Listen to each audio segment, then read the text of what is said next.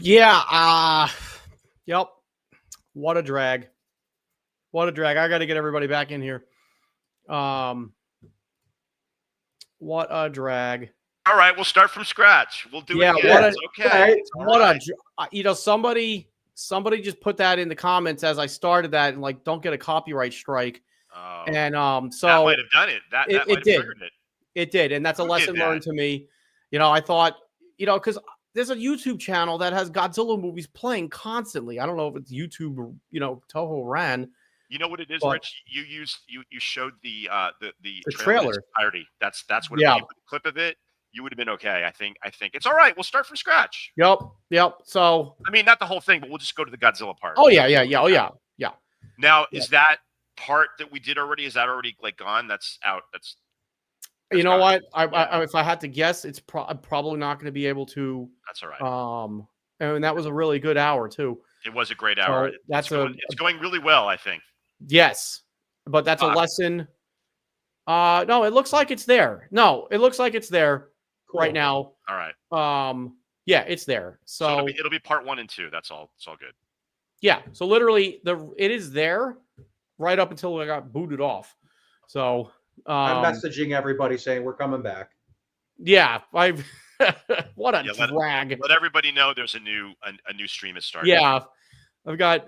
And we had 50 people there too. And there's a lot of good people in there too. 52 at the highest I saw. What a drag! What a dumbass move. That's a dumbass move on me. We've all done it. We've done it on our show. It happens. It happens. I should have known better. It's okay. It's all right. It's all right. All right. Now we just got to get Sam back in. Sorry for everybody that's just jumping back in. Big snafu on my behalf. Big snafu. Hey. It's all right. That was fresh. Talk about a cliffhanger, right? That's fucking punk rock, man. Yep. This bullshit. Waiting for Sam to get back in here. Well, he found it overrated.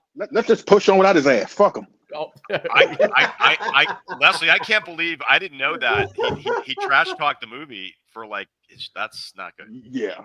Oh, there he is. Hey. I heard you guys. Yeah. All trash talking my favorite movie. Come on now. Okay, so going forward, I really had the cool idea. Yeah, we're going to show the trailer for the movie that we're going to be doing, but we're not going to do that no more. That was a lesson learned. But so, dang. As everybody filters back in, yes, we are back. Sorry for that. Do we still have all the people that were watching before? About half, but that's okay.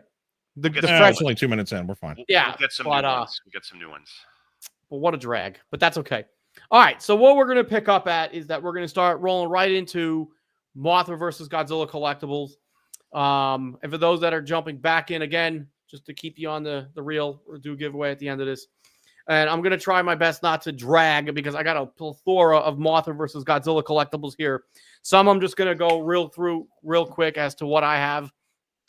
Yes, that was considered intermission. Absolutely. It was a quick little intermission. Yeah, you can say that. Frank. Not enough time to go to the bathroom. Shoot. Yeah, I should have. went and filled my water up. But dang it. Well, that's okay.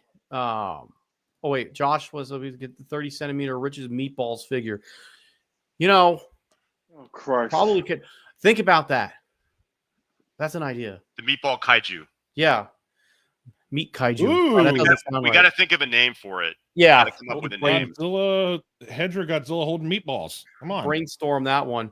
Yeah, I was babbling. That's right. I was talking about it was me announcing that I had a girlfriend is what broke the stream. Fucking A. All right, here we go. Let's get all the ladies left, man. All the ladies left. Let's get to it.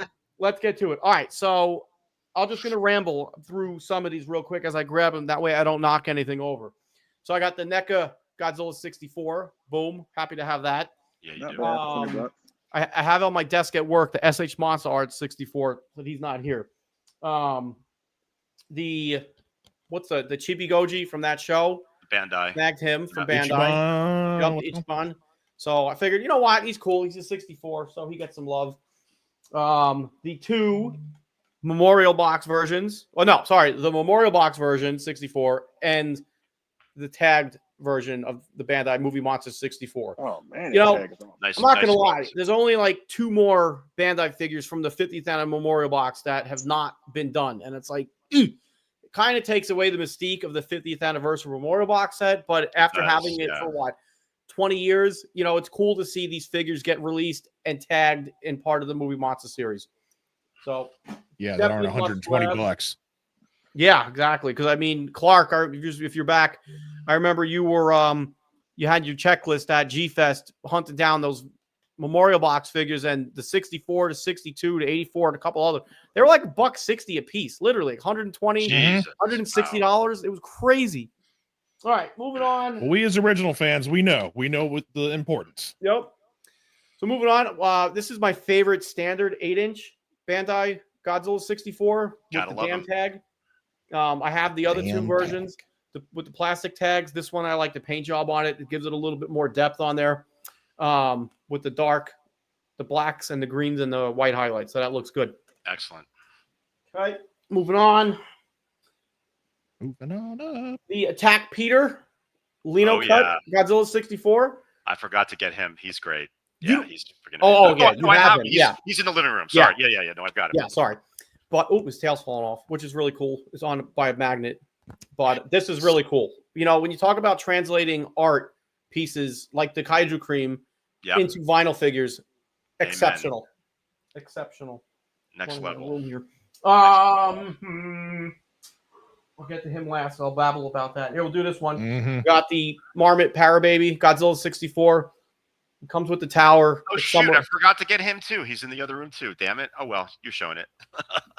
But, yeah, this I grabbed, I think, at G-Fest. I love it. I don't know, a while ago. Yeah, glad I got that. I think that's a Wonderfest paint scheme. I can't remember. I don't remember. Little Mothra love. So I got Bandai boxed Mothra in the box. In the box. With the little fuzzy wings, right? Little fuzzy. Actually, her body. The body's fuzzy. Body's fuzzy, right? Sorry, my bad. Body's fuzzy. And we got Godzilla 91 on there because, you know, that's when for no reason.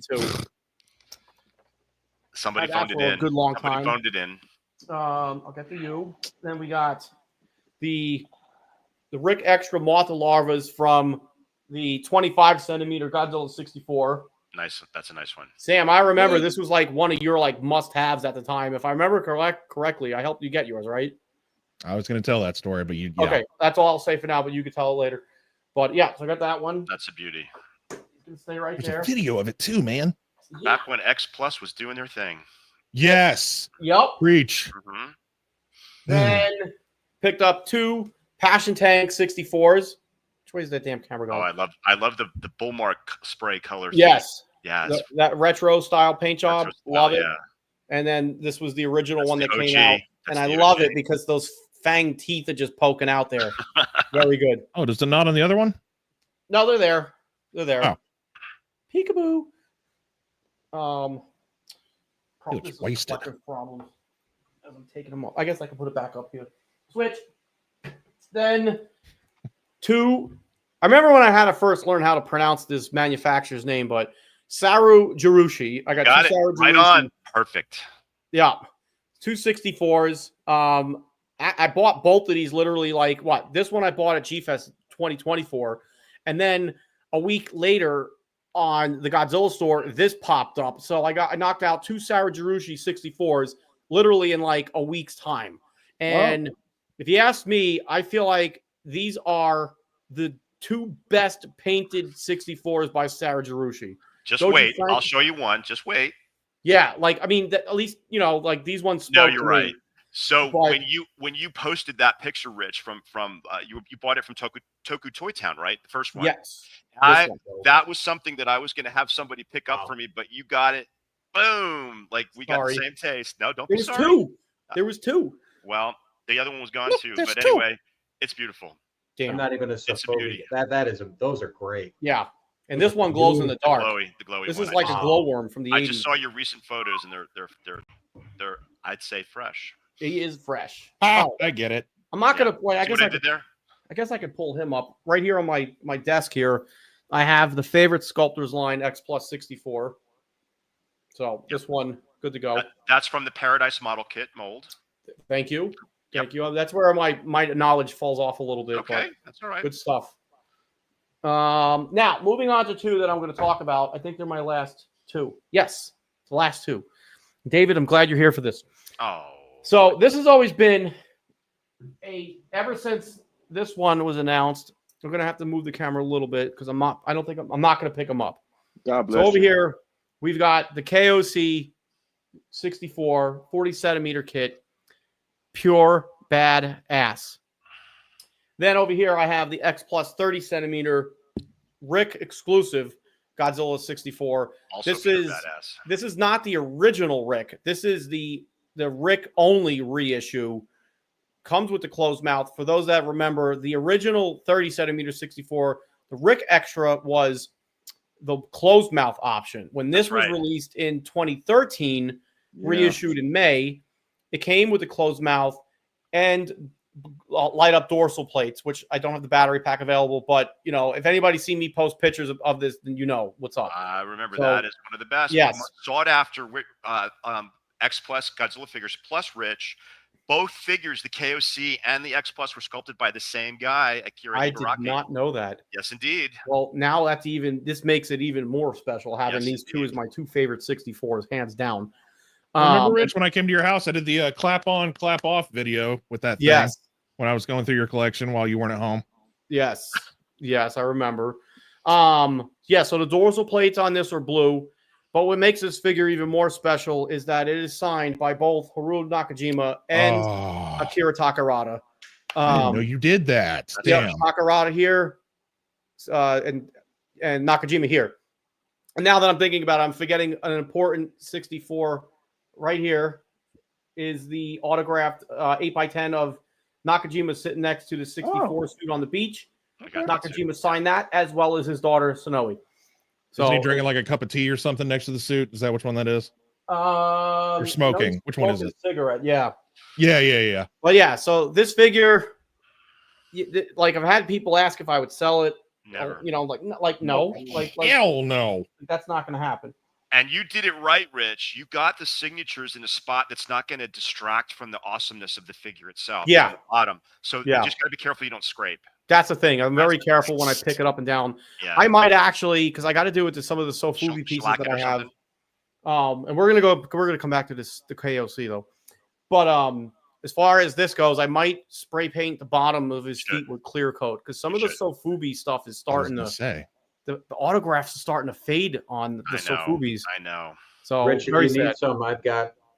I mean, when I see you in 2 weeks, I don't know. I can give you some stuff, man. I'll let you know. I think I have a can of Krylon clear coat, but I'll let you know.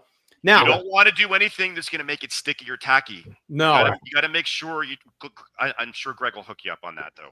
Yeah, want to make sure I have the right stuff. Now, the KOC.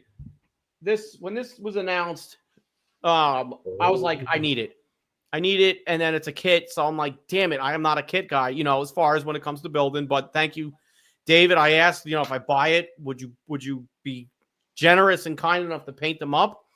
Because as we know, literally, it is so easy to put together. The arms, or you just put everything in by its pins. Pins and the magnets, arms, baby. The tail and the dorsal plates go on obnoxiously easy. And the head, it has a magnet in there, and this is what the original resin color, and it just pops on there. And it is so hard to say which one is my favorite, you know, considering like this has got the autographs on it to light up in the closed mouth, while this one is bigger, heavier, more detailed. And that one, I say it holds sentimental value because of the autographs. Of course. If it wasn't for the autographs, I'd say this takes the cake. But these two, they go hand in hand. They really do. It is so hard. And more so for the simple fact that, David, you painted it. And knowing that you are you love Mothra vs. Godzilla. And I've known you for like fucking, 12 years now. Yeah. And having the love came through, man. The love totally came through. Like literally, like it's fucking awesome. Thank you. So I'm glad you have one. I'm so glad you have one. Yes, and anybody else that was able to pick one up, that a KOC that David painted, just in for a freaking treat. So good stuff. Thank you. All right, so that's it for my 64s. We'll move on to David. You forgot your shirt, Rich. Oh, my shirt. Probably forgot some other stuff. But this shirt, Mothra versus Godzilla. John Bumpus had these shirts made up, some years ago. G-Fest, yeah, that was G-Fest. G-Fest, yep. So very cool. Like the poster. Bam. But we don't want to show the poster. We don't want to get banned again here. Not good. Not good. All right, David, the floor is yours, sir. All right, so great segue. I've got a Mothra versus Godzilla shirt on too, and of course, this is by the uber talented Attack Peter Santa Maria. I missed out on the print itself, but I was able to get a T-shirt, which are also sold out, and he's just next level awesome with his work. And I'm really happy that I have this, and I'm happy that he's a good friend of mine, and I was great to see him at Monsterpalooza. So let's also, Rich, if you don't mind. Oh, wait, real quick. The reason I'm not wearing my Fresh Vinyl Live shirt today is because it doesn't fucking fit me anymore. I gained a little bit of weight over the years. Now, listen, guys, I'm going to be 60 in November, if you can believe it. So back when I first started on Fresh Vinyl Live, my hair was black and my beard was black. It's no longer, as you can see. But I thought I was going to stop doing this at 50. Well, that didn't happen.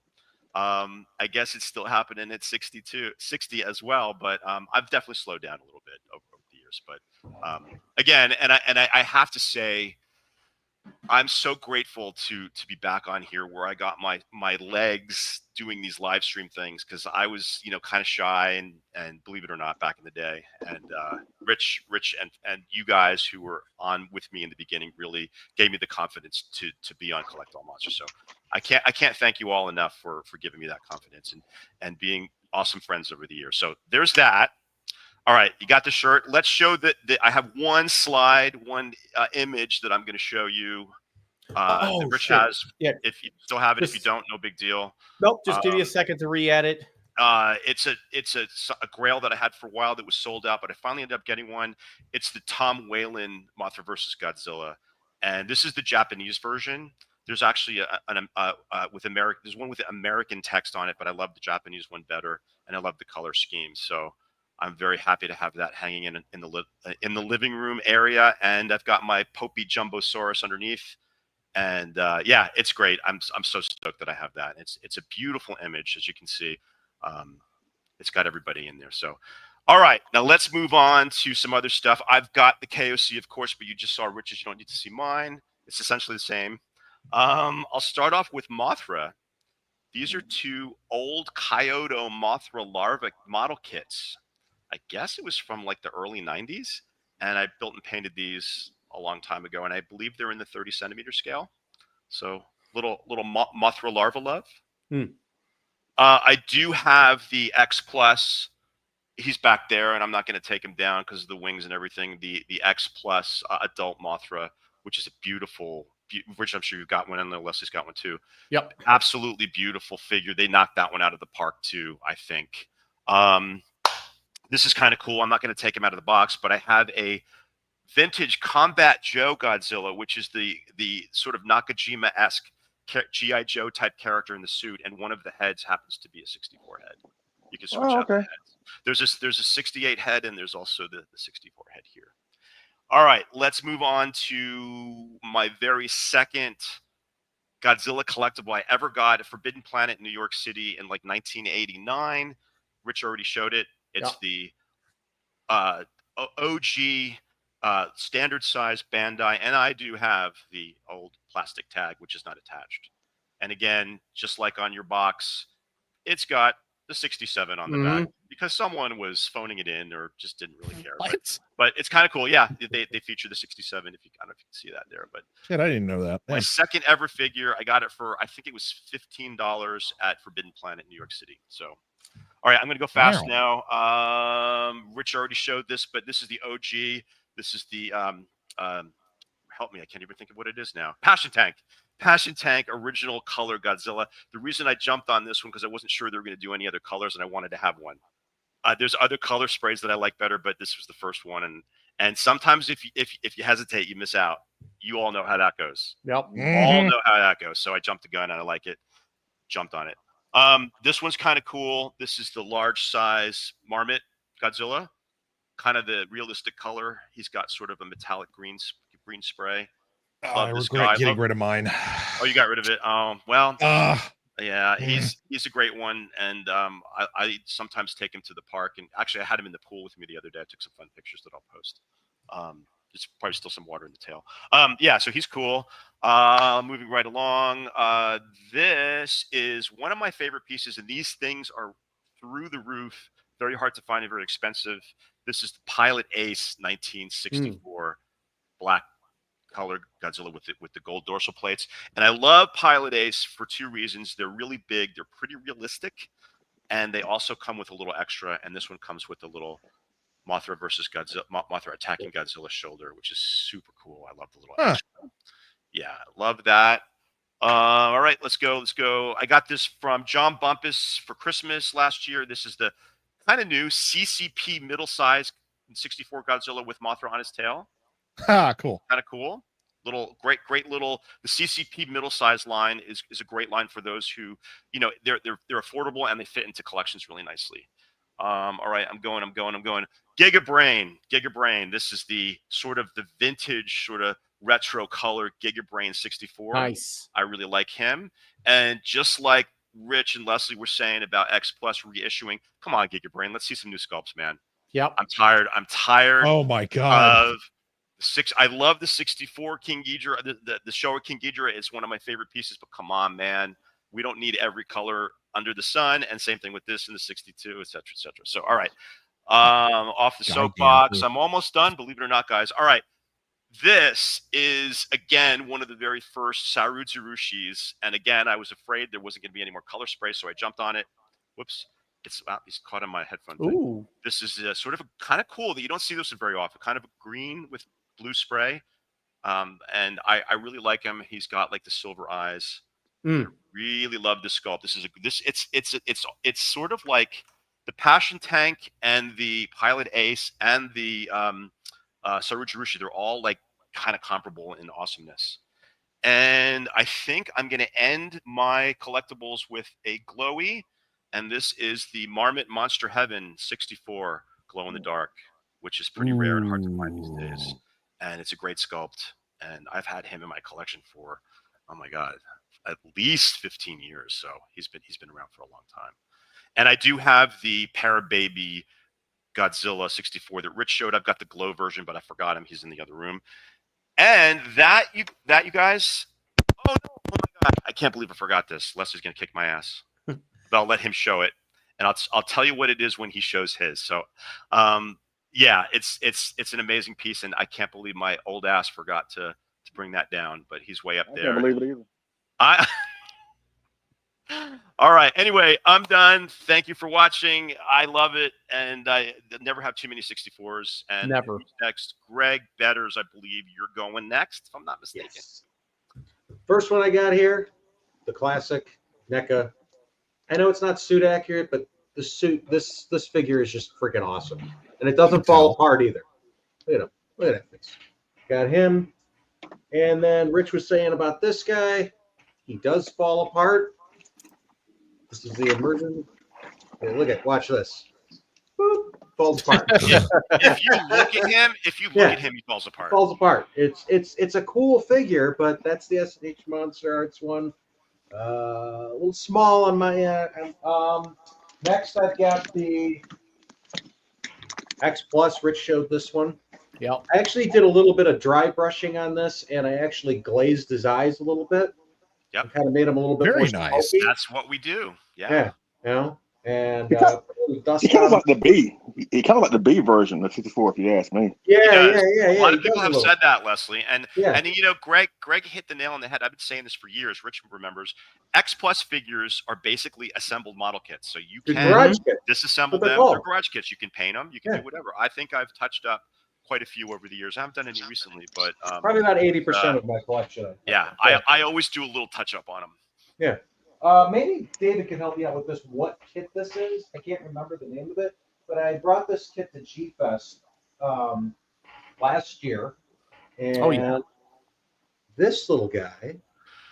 I think that might be an image kit, if I'm not mistaken. I think you're right. Let me get on Kaiju Kits and see one real of quick. the image kits. Yeah, that's a good resource. But So That's all this is right here. What I used was it came with like this little transparent yellow like thing. I was like, what is that? So all I did was all this is right here is a Q-tip, and I wrapped around a cotton ball, and then I just put some hairspray on it, and then just put it on Godzilla.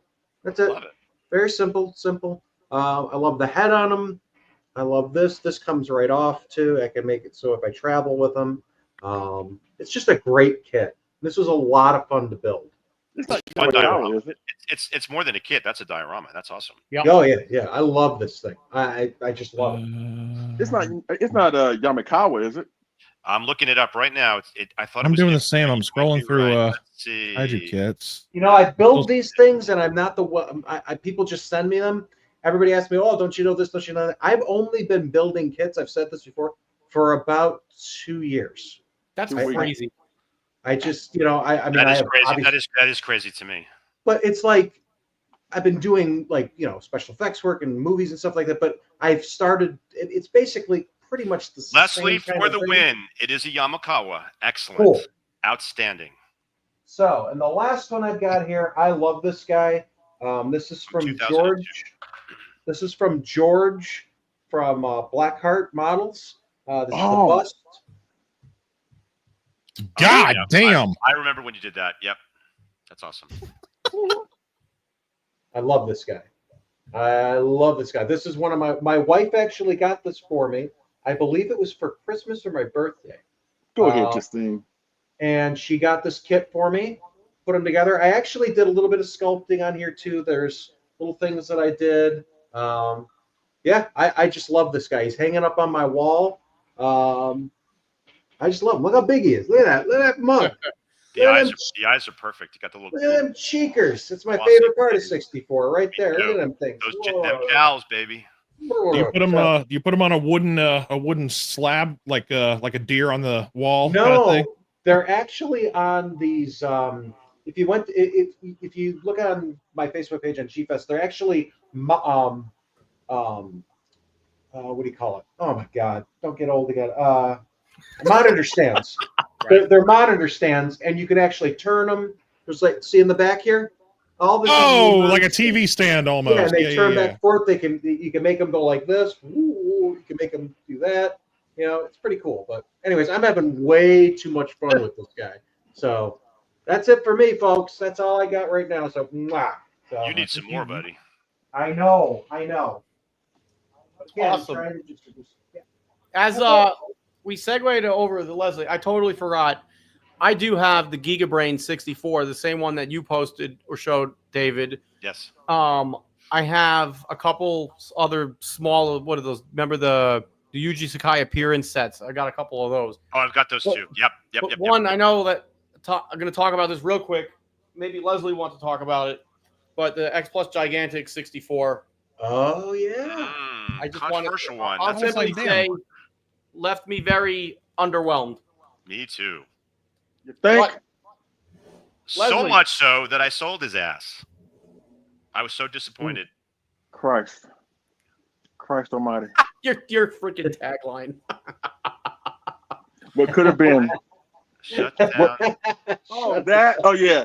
Yeah. Shut down one more time, bitches, Toho. Like, we weren't trying to make no money off of it. We were trying to have a good time, but now y'all just, and honestly, between the five of us, we probably spent more money on y'all than half of the East Coast. So, but show us some respect, okay? True that.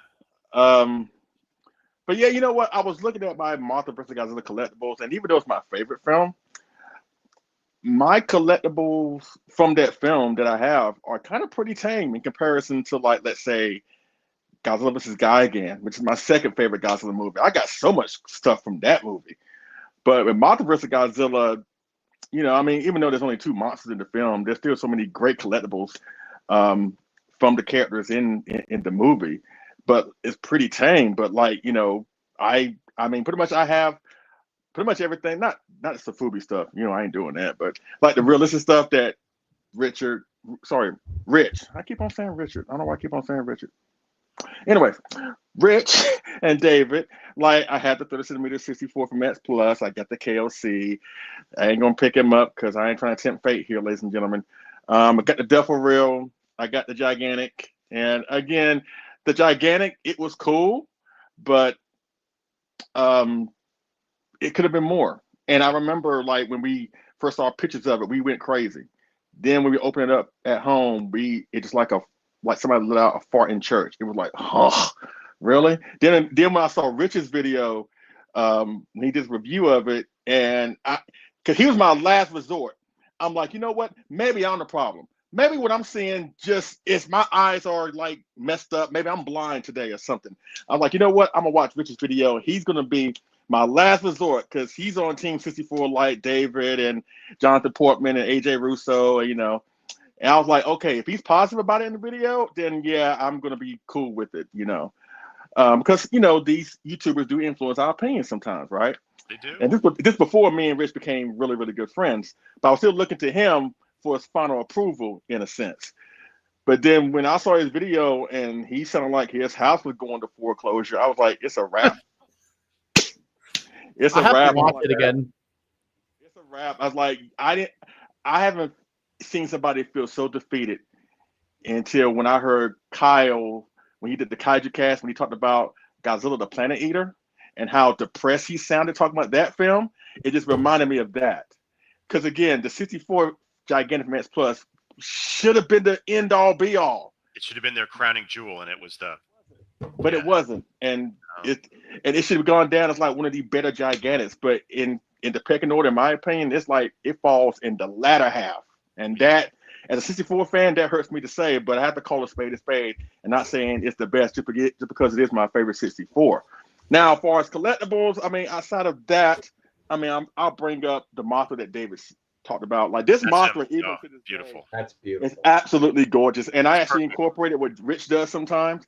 He'll take Mothra off and lay her on top of the egg, and it does work to recreate that scene. Yeah, it works. Her dead body over the edge to protect it from Godzilla.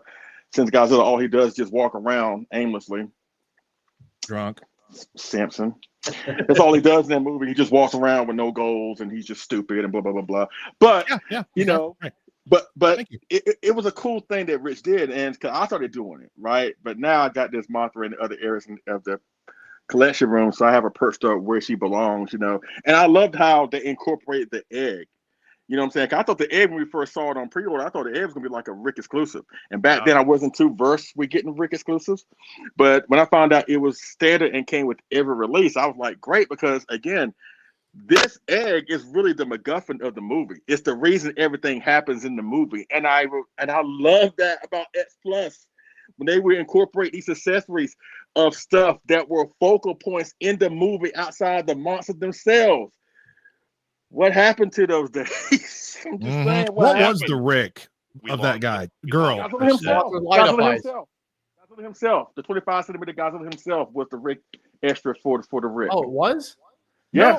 No, the 25cm was, I think it was light up because the 25 Rick came with the two little Mothra larvas. No, you're thinking of a separate Mothra release. The first Mothra release, trust me, it came with the 25cm Godzilla 64 as a Rick extra. They reissued Mothra again with the light up in her eyes, and it came with the two Mothra larvae that came with the original 25cm 64 Godzilla that Rich showed. Those two Mothra larvae, it came with that. So they basically just repackaged it all together in one set. But the first Rick accessory was Godzilla himself. I remember that because that was so expensive. It was really expensive. That was the same year that the first Sakai 91 came out, and they reissued the Biolante set. Yeah, well, I got the words. I bought them together. I got the Mothra and the Sakai 91. It was a double box day. It was one of the bigger box days I ever had. I think it was 2015. 2015 when this thing came out. But yeah, the first Rick accessory was Godzilla himself, which was cool because it's not often that Godzilla himself becomes a Rick extra of a already released. 2015. Yeah, it says that on the bottom of the stand. Okay. Again, I mean, I love X Plus, so but it is what it is. But again, one more thing I want to show off is, of course, the M1. That's what I forgot. That. How could I forget that one? Right there. Yeah, and I was going to ask you, Rich, like, you know, because you've seen this in person. You got the KOC, of course, you got the 30mm-64. Like, I mean, you know, it's a perfect time to address this now. Out of all three, which one is the definitive 64? Man, I feel like we talked about that once before.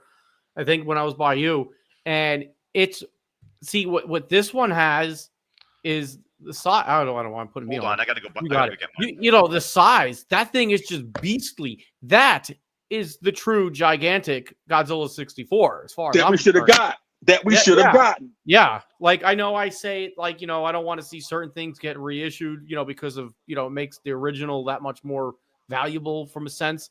But I don't know. Like, it's so hard because it's like you love the child. Like, how do you pick which one's the favorite? I feel so bad. I had to bring him down to the party because he's one of the first. And Leslie, is that the rubber skin one? I never remember if you have the rubber skin. This is the rubber skin. Yeah, that's the rubber skin one that he's got. And I built this this is one of my first model kits I ever built. And I think I did a pretty fucking great job considering I didn't know what the hell I was doing. And he's, you know, this is one of the ones that I know Leslie and Rich talked about it. This is when I grab in a fire. You know, I grab. David, is that the rubber? Is that the this is the rubber skin? It is. How do you keep it hydrated so that it doesn't crack? Yeah, that's a good question. So I have to keep them dust free. Number one, and number two, I definitely I'm glad what I did is I made a wireframe skeleton on the inside with coat hangers and duct tape. So I mean, it's definitely through the seat of my ass that I built this thing, and you know the eyes. I got a little bit of glue on the lens and I had to scrape it off. It was like, dude, man, I don't know. I'm still pretty stoked that it looks as good as he does after all these years and all these moves. That's incredible. And, both of those. You know, Leslie's is awesome too. Like they're both, and I can't believe that I forgot to bring him down. This is you know, one of the best 64 collectibles ever made. I got to get one. And again, they're really expensive now. And I took him outside. I took him outside and did like a refurbish of him. Like I used to because I don't know if Leslie usually gets dusty, but the rubber skin collects every little bit of dust. And it does, but I keep mine like in a secluded place. I keep mine like in a corner where dust doesn't really get to him. So knock on wood, I never had like mine like crack or anything. I mean, Rich saw it in person. Like he can tell you better. Both videos in person, which is awesome. Oh, you've seen? You saw this one too. Yep. Who did that for you, Leslie? I think you may have heard his name in the Kaiju Kit Builders group. His name is Tom Bell. You heard of him? Okay. Yeah, I remember hearing that name like a long time ago. So what you can use is on rubber or latex. You can use. It looks like it's called Pax paint. David, you probably heard of this. It's actually I have Prozaid. It's actually a medical adhesive that you can spray on that, and it keeps the moisture in. I have a prop from 30 years ago, the Vampire Udo over here. It's 30 years old, and usually they break down. Like you were saying, Sam, they can break down. But I'm sure David is too, and I'm sure the individual that did Leslie's. They look amazing. I think that is the best because it's rubber. It's like the suits. I remember touching that, Leslie, at G-Fest one year when you brought it. I felt that's right. Yeah, that's right. I did bring the G-Fest one year. The only thing that happens, Greg, is the gravity kind of makes the skeleton kind of like bend a little bit. So he's a little bit like he leans forward a little bit more than he used to. But all things considered, I need to bring him in. He's living in. I'm in the garage space now. I need to bring him inside because I have to dust him constantly, and I would be really upset if he got damaged or any sort of way. But I thank you, Leslie, for reminding me of this awesome piece because shame on me. I'm gonna put him back. I'm still torn because when Rich was here a few months ago, I think we looked at him, or at least we set him out. I think we did something along those lines. Put him side by side. Yeah, and actually, you know what? Actually, the first time we did it was in 2021 when we went to go visit him, and I brought my M1 up there. And that's right. And that's when I first saw the KOC for the first time, and I was like, even down to this day, again, David, you did a phenomenal job with the KOC. I'm not taking anything away from that, but it really is hard. Like when you look at them both, like they. I'm torn too. I you can't. Weaknesses, but they're both like you can't be wrong with either one. You can't be wrong with either, and you can't deny the M1 because it's rarer, number one, and I think Leslie, you and I and Steve Sarajoli, the only ones that I know that have it. Like a lot of people don't even have it. And I was looking for one. If you find it these days, it's like $2,000. You know. Yeah. Damn. I know. Yeah. But it's I'm fucking car, man. I'm torn because I think the sculpt is a little bit more movie accurate on the KOC. I was gonna say from a outsider's perspective, the KOC looks better. I have to give it to it. But you can't deny, like Leslie said, the scale and the detail on a figure that's this big. And the presence. It's just the presence of the figure when you see it. The bigger the figure gets, the more detail it loses. It tends to lose detail. And this one, it looks like a prop. It looks like a prop, honestly, that it was used in the movie. Yeah. No, but that's it. That's all I got. What you got, Samson? I have me. I got a humble little collection. As you saw for a split second, which, by the way, Leslie, you still haven't fixed yours. The Mothra, like we all said, is absolutely astonishing. She's beautiful. But it came in the box with her antennas turned backwards. So you have to take a hairdryer and very, very, very carefully twist them in place so that they face forward. I have told Leslie over and over again, turn it around, and he refuses for some reason. I don't know what it is, but it's glorious with the egg. It just stands out. This is when X Plus was in their prime, delivering things that are basically dioramas that represent scenes from the film, which it's a bummer that they just, light up after fucking light up. So this girl's beautiful. I love it. The one problem that I have with mine, the front lip of the base will start to flip upwards as gravity weighs the Mothra down over time. I like what y'all have done. I might switch to the just placing her on the egg like Rich and Leslie, like y'all did. Go ahead, Rich. What's up? So the only reason I did mine I'm not even going to turn my computer. Mine's sitting on top of the egg, just like when you saw in the movie when Mothra's dying. The only reason I had to do that is because the rod started tilting. To bend, yeah. And maybe from heat, gravity, it's gravity. Like, you know what? I tried messing around with the rod inside to see if it would stay straight up, and it doesn't work. So instead of coming in one day, seeing her on the floor in pieces, I decided she will just sit on top of the egg. That works just as fine. I would be devastated if that happened. Yeah, so I wasn't gambling that. You can't get these anymore. No. Cannot. No, especially at any price. They're gone. They're out. They're done. The ABS plastic of the wings, man, if that hit the ground hard, I got hardwood floors in this house, so it will snap. And here's one nobody's shown off. This is something I got at a comic shop like way back when. It was like one of the original blister pack. Oh yeah, Godzilla 64s. Yeah, what before X Plus at school? Is it going to focus? X Plus USA, right? It's X Plus USA. Yeah. It's a fun little figure. It's not like the most godly of sculpts, but oh god, I'll come back to that. It's fine. It's cool. But it's I still have it after all these years. I mean, what does it say? Does it say on the bottom of the feet? 2004. So it's been around for a bit. But just to have that in the collection, it's a decent sculpt for an affordable price. Yep. It really was. Like what? I think it was $15 back in the day. Yeah. What was the trio? It was that 64, 64B, and GMK Godzilla. Yes, I had all three of those at one point. And they did bronze sculpts of each of them too. Well, I think one was bronze, one was anyway. Oh, bronze one. That's right. They did a bronze one. That's right. 50th anniversary memorial box 64. Christmas gift from my grandfather back in the day because he paid more for my collection than I did.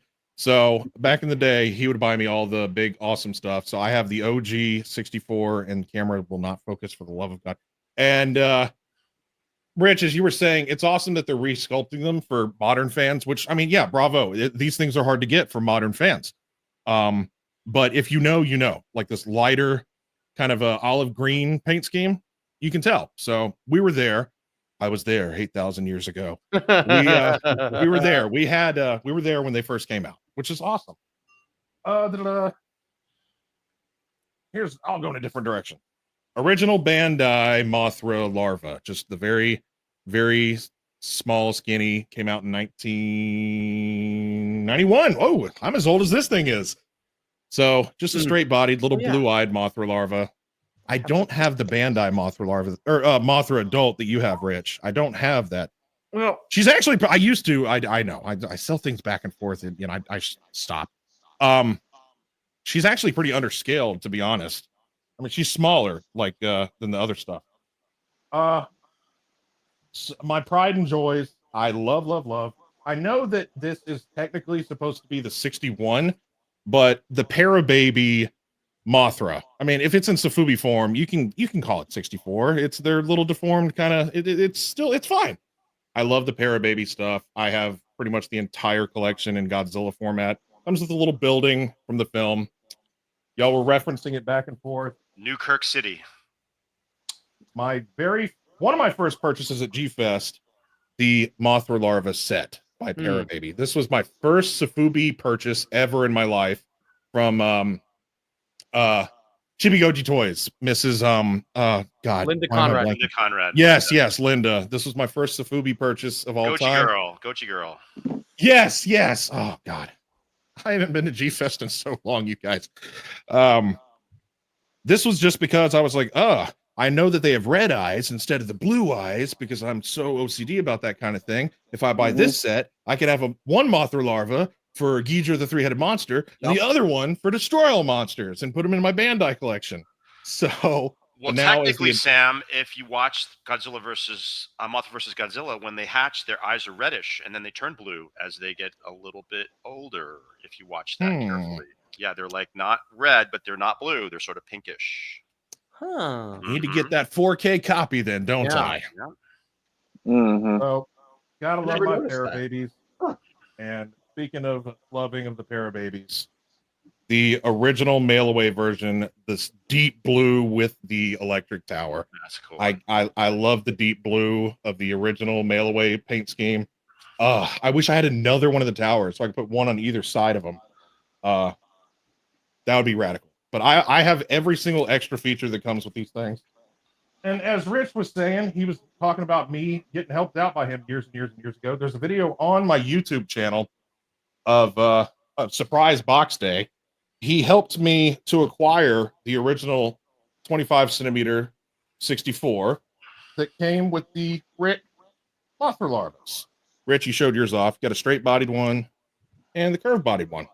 And you have to have this stand for this thing. If you don't, I mean, it's going to tip over because that little rock, that's the most important part. Otherwise, he's going to go dink. But that again, it's ingenious because X Plus was thinking on their feet, and they didn't. You don't have the little stupid thing. You actually have a nice prop. This little. Oh my God, I hate the little things that they give us now. And I have so many of those things around my house. Your Parababies, I think Parababy is one of the most underappreciated lines, and I regret selling a lot of the Parababies. I want them all back now. I'm in desperate need of a Kumonga. Like that's what I'm looking for. But oh man, the Parababy line is like it's like so perfect, and it fits perfectly in your collection. And again, love for the Parababy line for me. Anyway. I have the whole, except for the Toho standalone films. I don't have Varan, Baragon, Gargantuas, Mogira.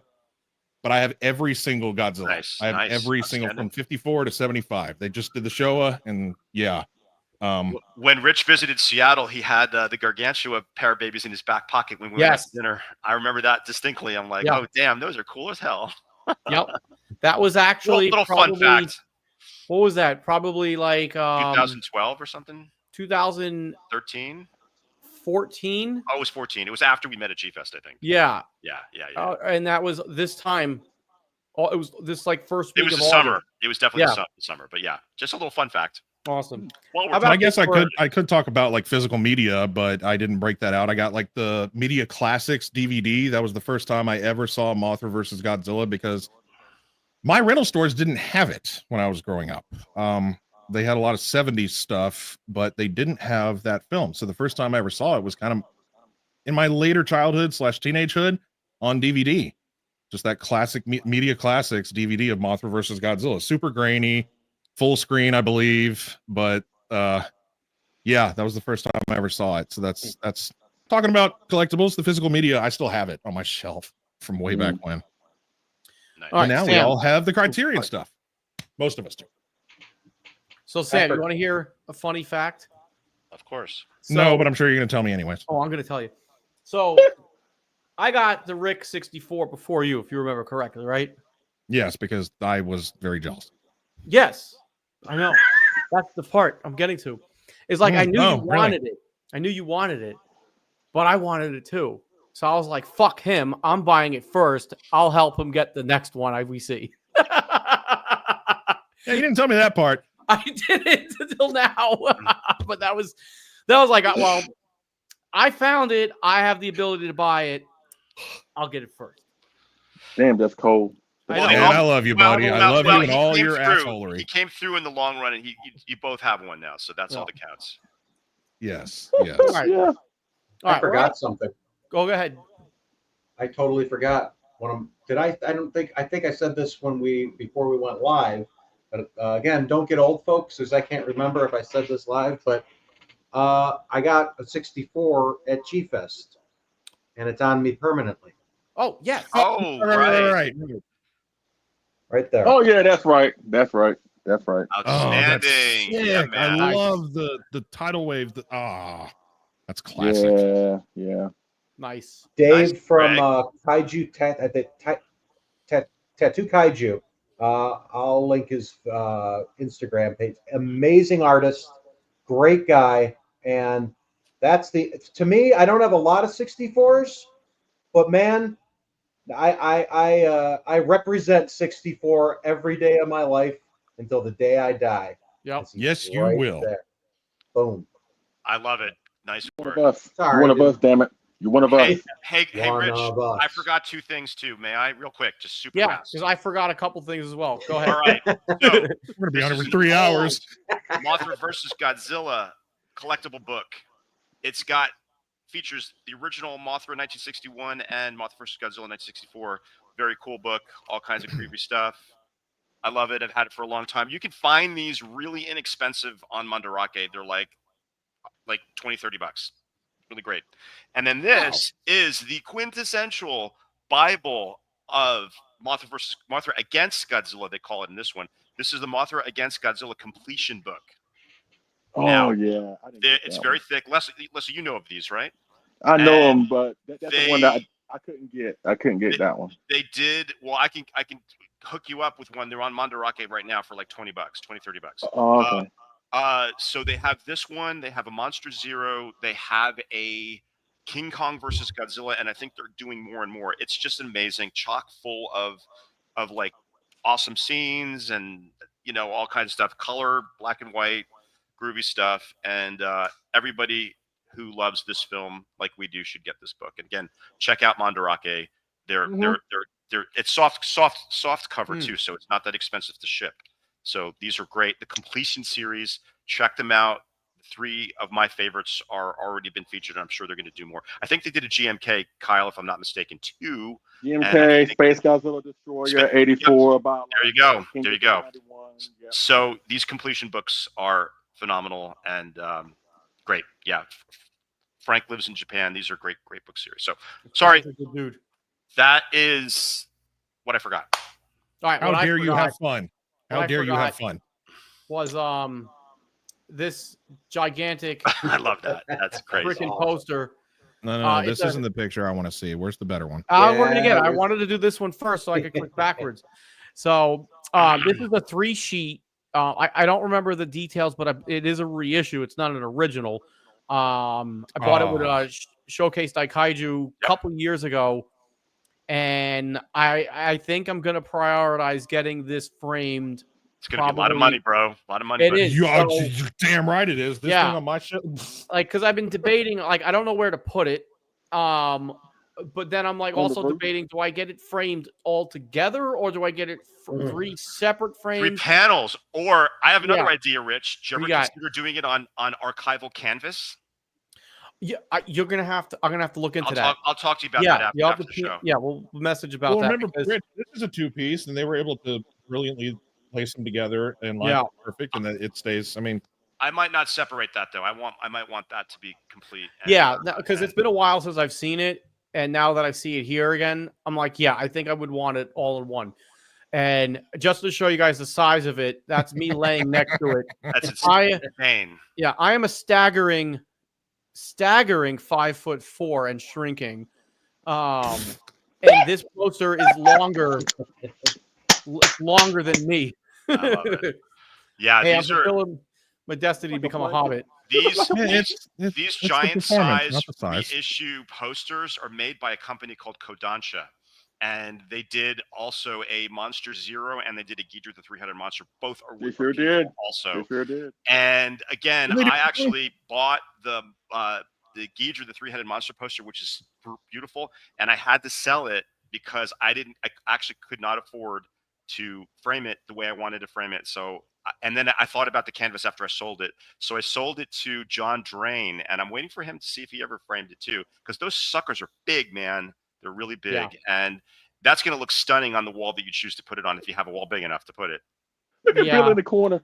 Look at Billy in the corner. I know. He's like, bitch, you that small? He silently what? No, you cannot come up here and tell them what you really feel. Yeah, man. Fucking asshole. My God. My eye goes to your little Mysterians down there. I see a Mysterian alien down there. Oh, yeah, I took it off, but yeah, he looks cool. Y'all want to take a flying guess what I paid for the frame for this guy? Oh, I can imagine, man. $150. Which guy? The one behind you? This poster. This is an original 72. Very, very original 72 poster. Framing is even $300. $300. Yeah, What? 300? Sam, so that's probably like $600, right? $550. That is insane. I You know, Museum. This is a museum quality preservative. It's a a sealed anti. Well, I mean, I thought it was anti-glare, but yeah, it's museum. It's anti-UV. That's what it is. Thank you. Anti-UV, museum quality preservative, because it's a piece of history. So yeah, Rich, if you go the right route, I mean, you're preserving a piece of history. If you no, his is a reissue, Sam. Reissue. Damn it, that's right. He just said that. He doesn't have to go that much, but yours, it would be silly not to spend the money on that, because that is again, it's a piece of history. There's very few left in that condition. So no, Sean helped me out. He told me all about it. Mine actually has a funny story, but we're talking about Mothra today, so we're gonna get back into that. And Sean Lincolnback is the man, and if you had any vintage poster like quandaries, just please hit him up and tell him that Leslie sent you. Yeah. Large. We're gonna jump to the giveaways to get that done with. I appreciate you guys being on with me, the four of yous, and everybody that jumped over and jumped back on this second stream after I snafu'd the stream there. But so we're doing a giveaway for this Godzilla the Art. When they were doing the Godzilla the Art exhibits in Japan. This is the 91 by Coin Parking Delivery. He's an artist. Check him out on Instagram if you haven't. He does a lot of cool blue stuff with this kind of paint scheme. So nice. So give it away. Give it away now. You're gonna need to comment. David, Leslie, does it need to be hashtag or could it just be the word? It could just be. I think it has to be hashtag. It might have to be hashtag, right? Actually, Kyle's in the chat. I tested this like a couple of weeks ago, and I completely forget now. Hey, Kyle, does it need to be a hashtag? I think it's a hashtag because it says everything hashtag. Yeah, when we do it on our channel, it's hashtag. Okay, so we're gonna make this real simple. To win this, and you're gonna get a fresh vinyl shirt too. So you're gonna need to, you're gonna need to message me your shirt size and the color you want, and I'm probably gonna throw in some other things in there. I figured it's about damn time I did a freaking giveaway, because 12 years on this channel, I haven't done shit of a giveaway. So you son of a... And I'll just let you know, the next one I'm going to do, it will be an X Plus figure. So we're going to start small. Ooh. Oh, my ass is going to be in the chat then. So then I'm exempt from that if I go in the chat room. Yeah, I would say, I would want people to, if you already have it, then, if you win, just be nice. All right, so hashtag Bandai. That is the word. Plain and simple. BANDAI. Bandai. Do it. I'm giving you. Do it now. Just do it now. Dude, you should have said Bam Die. Do it now. Bam Die. So We got 52 people watching, which is still crazy. Look at that. Put it in hashtag Jesus Bandai. Christ. Wow. People are wanting this Make figure, sure you man. get it right. Oh, look. They're coming in. Look at that. Yep. All these. So while you guys are getting that in, you know, if the 5 of us choose to continue going, we're going to talk about the movie itself. You know, the story. Hashtag Which is why meatballs. we're here. Which is why we're here. Well, so Josh, just for a future episode or future review, Josh and I are going to do the Omega Beast Space Godzilla. We're going to do a review with that together. But you know, if you guys still want to keep going, and if everybody still wants to keep watching, now we got 53 of you. That's like a record for my channel. I gotta interject for a second. It's very important, you guys. I see some of y'all putting a capital B and some not. It has to all be the same. So since the majority of you are doing lowercase b's for Bandai, make sure you put it lowercase. Switch it up. Okay. Yeah, Thank you, Sam. And spell it correctly. Somebody else put Bandai IA. It's AI. Somebody put Band-Aid. Looking out for the Band-Aid. Band-Aid. No Band-Aids, Alex. Hey, Rich, I'm good for a little bit longer. Okay, all right. So we'll continue on, but we'll talk about. I want to talk about Godzilla's entrance. I want to talk about the score. Yeah, Samson. You know, Let's talk about his entrance. yeah, Let's talk about it. but we'll keep going. Okay, Love all you. right. Did everybody get in? All right, we still got them coming in. So, Hashtag Popey. Nice try, Kyle. yeah, not giving away one of those. I'm watching way. you, Shady. Treadmasters, I mean, if I could find something that somebody wants, they would have to go to that specific person. But next giveaway, I'm going to do an X Plus figure, and then I'll probably throw in some Bandai figures every now and then as well. All right, I think we got everybody, so we're going to do this. Oh wait, am I supposed to share my screen? You are supposed to share. So it's Yeah, all that the up way and up. it's, So it's on the up and up. Yep. All right, hold on. Let me share screen. I think they're still coming in, Rich. That's all right. Keep getting them in They while I are. figure this part out.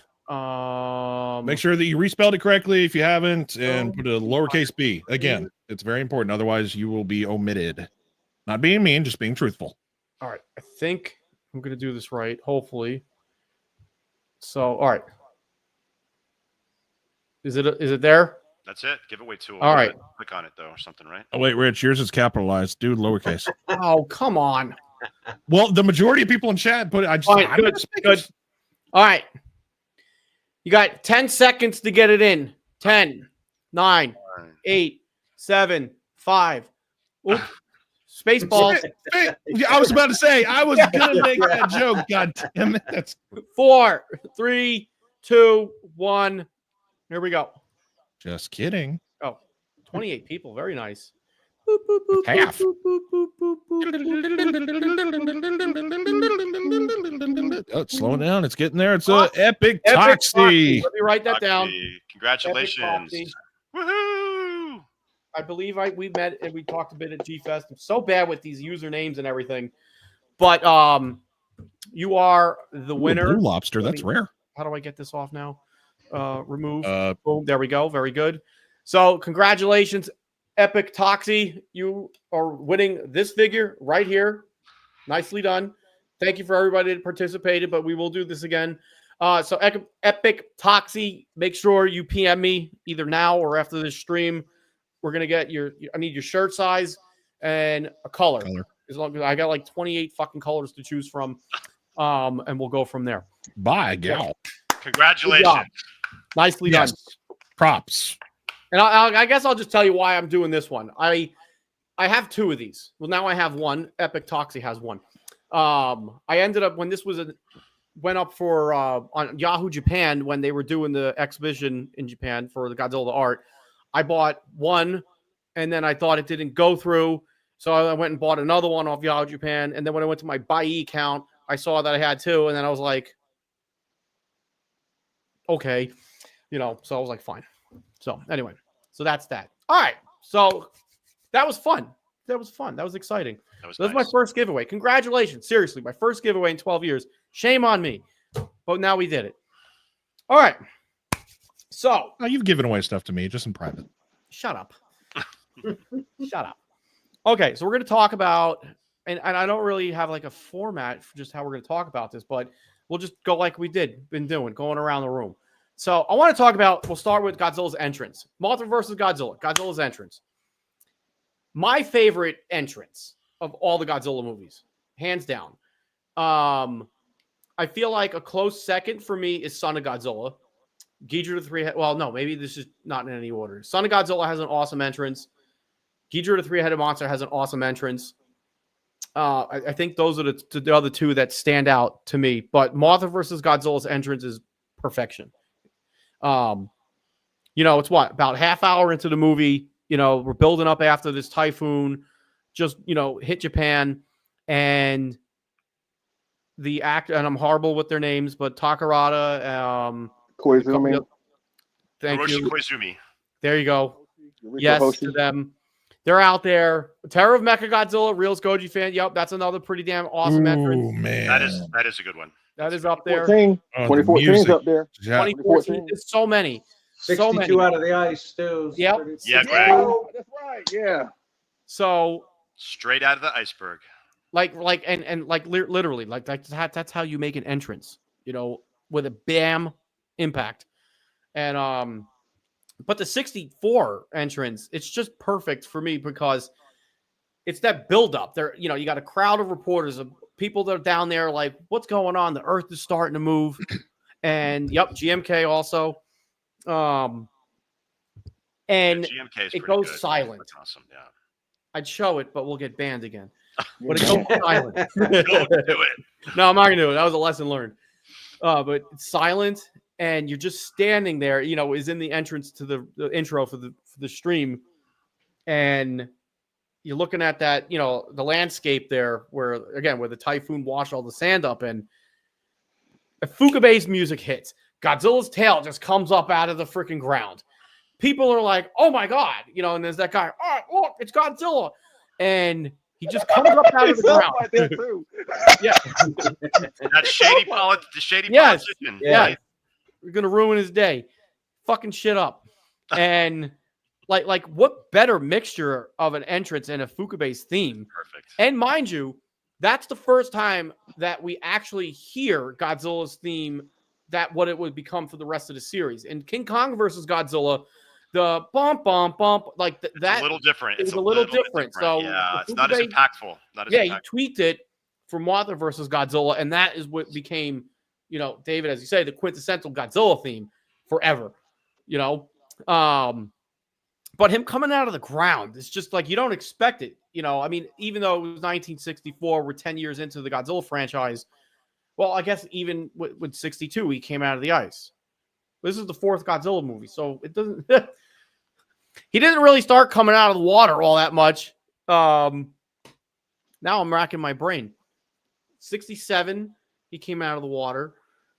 65, he came out of a mountainside on an island. Lake Myojin came out of. Yes, Yeah, technically the lake. The lake. Yep. But 66, he came out of the rocks. So Yeah. that's not, He was sleeping on Lychee Island, right? Yep. All right, so Ghidorah was technically the first time. I mean, and clearly Godzilla King, the 54 version. But anyway, Hey, Rich, yes. How about the entrance in 72 when he comes up out of Tokyo Bay to confront Ghidorah and Gigan? What about that entrance? Yeah, that one's pretty damn cool because we know he's coming. With Angura's in tow. Sorry, English is not my first language; it's bad English, so don't mind me. Fifth Element reference, but Sure is. But now that I think about it, I feel like there's multi-pass. less entrances of Godzilla from the ocean. Hell, even think sorry, David, but in the Monarch show on Apple, he comes out of a freaking desert. Yeah, he's in the desert hibernating. That's the true. 95, yeah. Basically a reference to 64, like a little nod. to Homage. 64. Homage, as you say, yes. Kyle just mentioned the 95 entrance, which was completely badass. Multi-pass. That 95 entrance in Hong Kong was just like, wow. Yeah. But I love the entrance in Mothra versus Godzilla. It just hits all the right cues. That is a 10 out of 10 entrance for me. But let's move over to David. What do you think? I mean, I'm just going to expand on what you said. I agree with everything you said. my three favorite entrances are, of course, 64. I love 1954, which nobody mentions, over the side of the hillside. First time we ever laid eyes on Godzilla. Yep. Come on, people. Yep. Iconic, next level, in a class by itself. Thank you for Terrifying. mentioning that. And Yep. in the original concept, Godzilla was supposed to actually grab a cow and eat a Yes. cow. Yeah. And Yeah. they thought it was too gruesome. Subaraya thought it was too gruesome. Honda wanted to do it, but Subaraya said no, it'd scare kids too much. So There's photos of it too. so that was the original concept. But the 64, and I love the iceberg, because there's continuity. I love that there's continuity, because the iceberg is from 55. He's trapped in ice, so it only makes sense that he comes out of the iceberg, right? And then he falls over the cliff into Tommy Castle, and he gets covered by the earth, and that drifts over with the typhoon to the other part of Nishi Beach in Japan, and that's where he comes out. And the setup is just so great, because in that spot, in the very beginning of the movie, you see that piece of Godzilla's dorsal plate or skin and the scale, and then it's radioactive. Oh, what the hell is this thing? And then they find out that it's highly radioactive, and then they go back to the same spot, and everything's cool, and then all of a sudden, until it's not cool, and then you see the tail come up, and when Godzilla comes out of the sand, he does the shake, and the jowls kind of move, which I actually loved. You know why that happened? Because the Atami Castle scene was filmed before that. And when he fell into Atami Castle, it broke loose. And that's why the jowls were shaking. But they kept it in. I'm glad that Subaraya decided to keep it in there, because it works perfectly for waking up from the hibernation from the sand. And he shakes it off. And I absolutely love it. I agree with you, Rich. Everything is set up. The music is perfect. There's tension. You don't know what's going to happen. When I first saw it as a kid, I had no idea that was going to happen. Yeah. And when I saw that tail come up, I'm like, oh man, this is going to be good. And then it's just epic. So yeah, I just get echoing what you've already said. Awesome.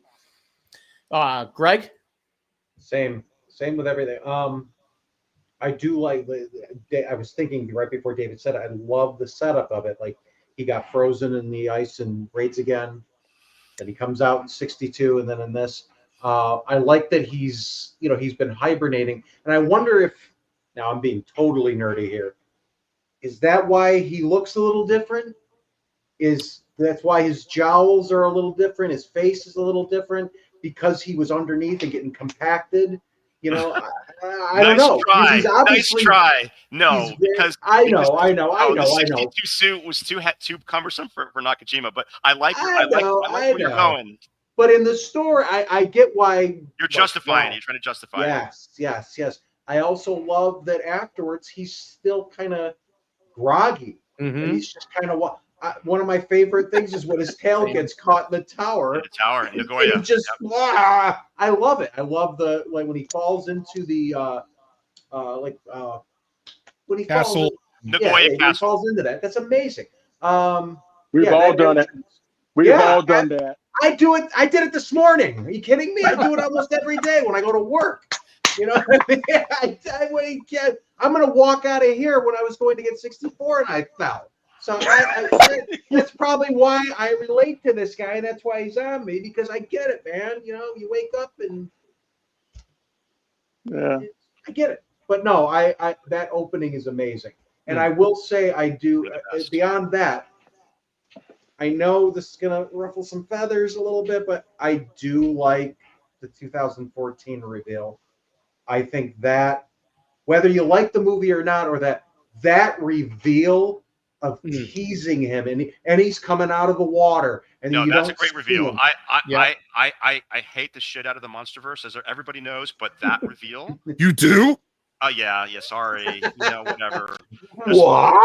There's room for both, but anyway, the way they do it with the tide receding, like a tsunami, it's actually quite terrifying. And then it's too bad what popped up is what we got, but that's other than that. But the reveal is phenomenal. That's brilliant filmmaking, and it is one of the absolute best Godzilla entrances. I have to admit, gotta admit it. Yeah. But yeah, that's me. Awesome. Leslie. Absolutely. I think it's not only my favorite entrance, but I think it's the absolute best. Even though some people try to downplay it, it's like, oh, he just came out of the ground. There's nothing special about it, which is fine. And you know what? I've been on this show, but people are entitled to their opinions. I mean, people are entitled to have natural body odor. Doesn't mean you need to have a stinking one, but I'm saying. But to me, like, their entrance is, and then again, number one, like for me, my top three are 64. Number 2 is Terror, and number 3 is Biollante. I love when he comes out the volcano and Biollante. Yeah, that's great too. Yeah. So those are my top 3. But what I appreciate about his interest in this movie, yes, it is kind of weird he comes out of the ground, but with good reason, because he was brought back to Japan through a typhoon, through a natural disaster that's even more worse than him when you think about it. And what was so cool about that film is the fact that and I mentioned this before when we did our retrospective on Cam a couple of years ago with David and Johnson, and I mentioned it there, that when you look at this film, like in the first 3 films, Godzilla's presence is basically there from the get-go. Whether you hear him roar, whether he's off screen or whether he's on screen, his presence is established early on in the first 3 movies. In this one, Godzilla is not referenced, he's not mentioned, he is not talked about at all during like the first 30 minutes before he makes his appearance, because the movie is devoted to Mothra and the egg.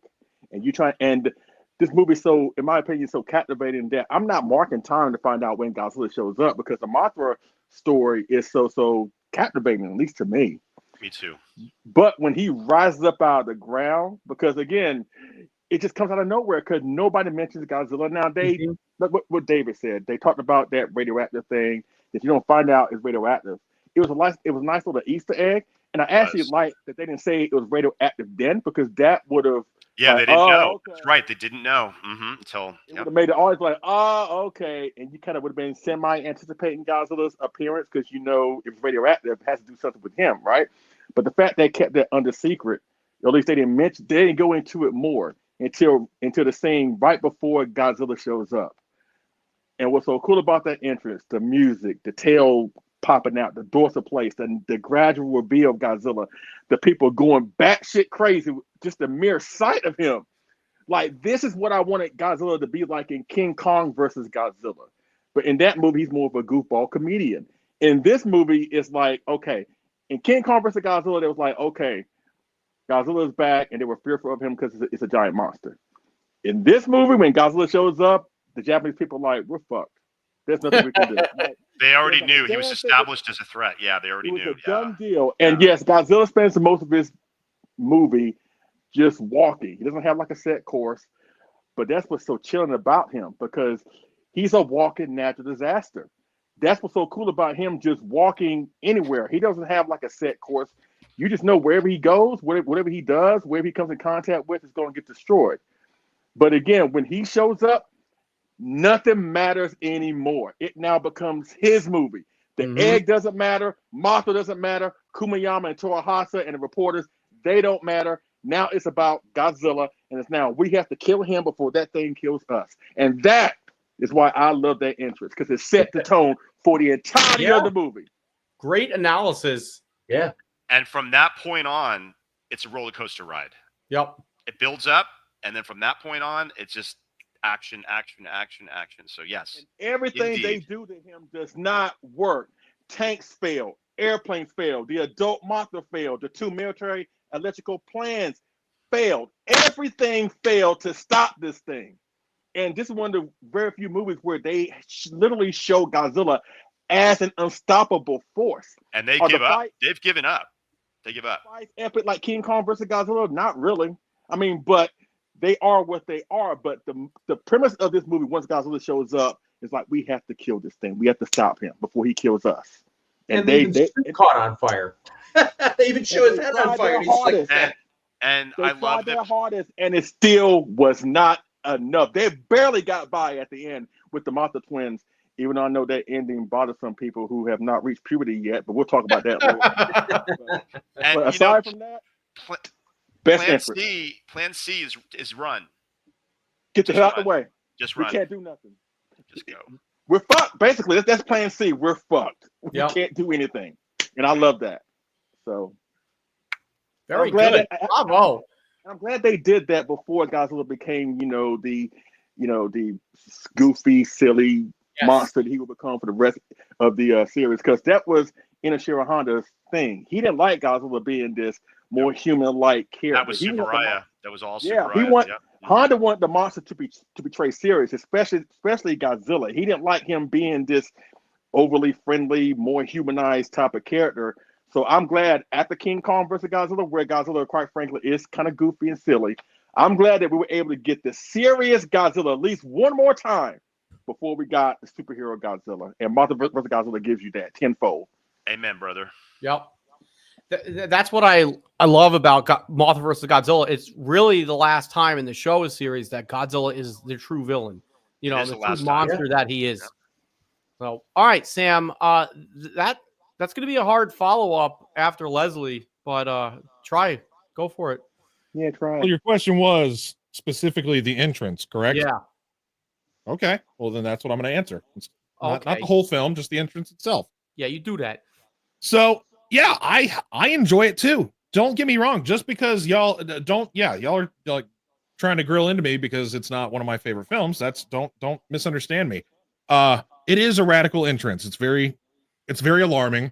But what's funny is, like I stated, I had the Media Classics version, which is full screen.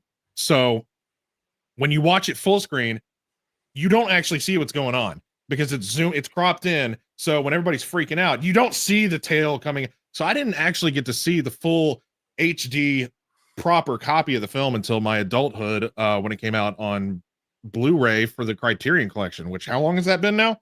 Yeah, the Criterion Collection came out when? Pre-COVID? Was it before COVID? No, it was right around, like, I think it was during COVID, because I remember I watched that whole series like twice during COVID. What else are you gonna do? Yeah. But yeah, that was the first time I got to see the proper, like, widescreen cut, of the film. And it's great. It's a fantastic entrance. There's nothing wrong with the entrance itself. I do think it's great. And David, I did not know that bit of trivia there where when he fell into the castle, his jowl piece that was being held, it was held together better, but it broke loose, and then they shot the entrance. Loose. It was supposed to be all in one piece, like all of the other Godzillas. And when he fell into the castle, it came loose, and instead of repairing it, they decided to just go with it. I call it a happy accident, and I think it was great. And you could see the order of things the way they filmed it, because in some parts the jowls aren't moving again. So it's really interesting to see how that all panned out. And that is a really cool piece of trivia. I like that as well. And everybody, y'all made very valid points. All of you did. I'm not going to disagree with the entrance and how it is pretty iconic, and it would make for a phenomenal, I know there's a kid out there, but if they do like more dynamic stuff by X Plus, a reveal version of him with the sand base and everything. But yeah, it wasn't his fault. He got washed ashore by this hurricane, and he stumbles out of it all groggy and like hung up. That's my funny example that I say, is that he wakes up from a hangover. Where am I? What's going on? Holy shit. Who are these people? Oh, I got to get home, man. Oh man. Somebody have any sunglasses or Advil? He could have hit his head in the typhoon and he could be concussed. Poor guy. And then everybody keeps trying to just fuck with him and shoot him. He's like, oh my God, what? I hate you guys. But the appearance itself is fun. It's great. And they do a good job. It stands out. It's not just him showing up out of the water. It stands out above most of his entrances, just popping up out of the ground, which you wouldn't expect since he is a water-based monster. So no, I will not disagree that it's not a great entrance. That was your question about it. Is it a good entrance? Yes, it is. It's a really good entrance. And you stated the music score that would set up for the rest of the series. That's awesome as well. Y'all made very valid points, and I'm not going to disagree with them. No, just because it's not my favorite movie doesn't mean I have aspects of the film that I don't enjoy the fuck out of. So yeah, man. Very fair. Great entrance. Fair. All right. So I'm not going to yuck y'all's yum. Is like, well, I like to say, I'm not going to yuck your yum. No yuck in the yum. Okay. I'm going to just bullet point the last three topics into one. So I got the score. Oh, I guess I had more than one, but we're going to talk about Godzilla Mothra, the actors and the overall story, more or less. But I'm just going to talk about the score and the story. The music, top notch. Can't argue. Akira Ifukube, his soundtrack is phenomenal. Again, like I had mentioned earlier, it's really the first time we actually get the Godzilla theme as to what it became for the rest of the franchise, up until Godzilla -1. So, Mothra's music always carries a nice elegance to it, especially when the fairies are on screen or Mothra's on screen, just works hand in hand. It's a beautiful soundtrack. As always, Godzilla's theme is always going to pack a punch when his entrance hits. So those two go hand in hand as well. I don't even know if I own the soundtrack. Probably should. Didn't Mondo do a vinyl? They did. Yeah, and I missed out like a dingbat. So I'm pretty sure they did. Jonathan would know. You got a record player? I do, yes.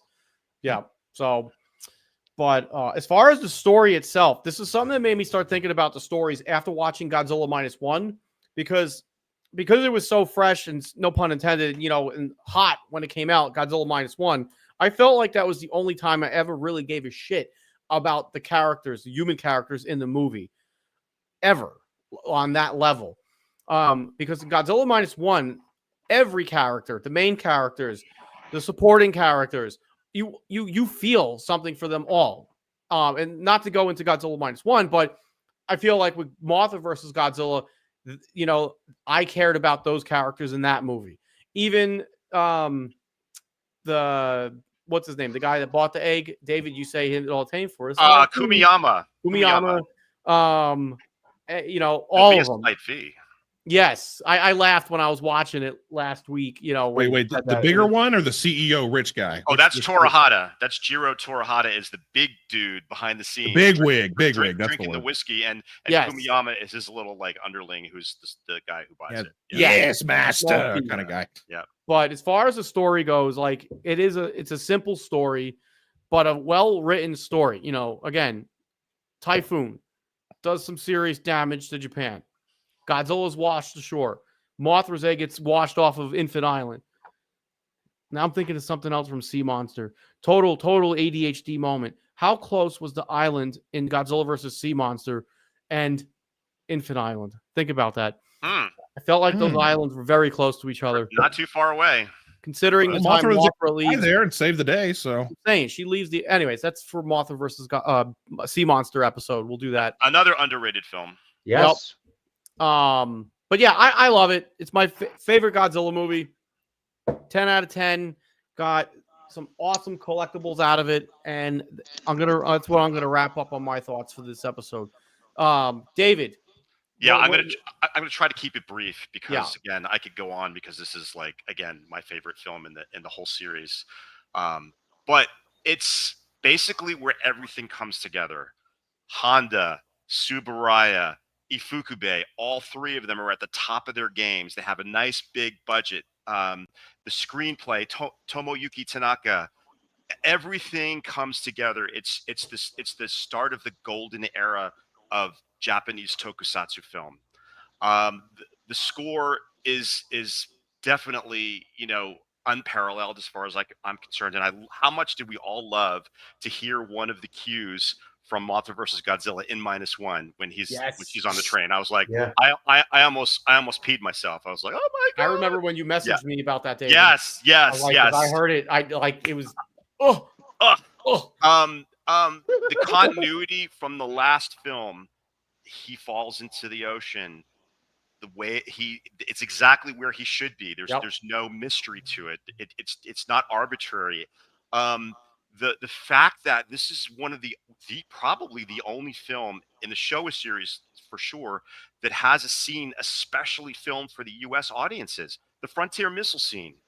Oh my God, talk about a groovy scene. And I really hope that at some point they'll remaster that and include it in an edition that comes out in the near future, because I love that scene. That to me is just such an underrated scene. And I love that the fact that the US version is so close to the Japanese. They don't cut anything out. They don't change the music like they do in some of the other ones. It's almost identical. There's actually more in it because we do have the Frontier missile scene.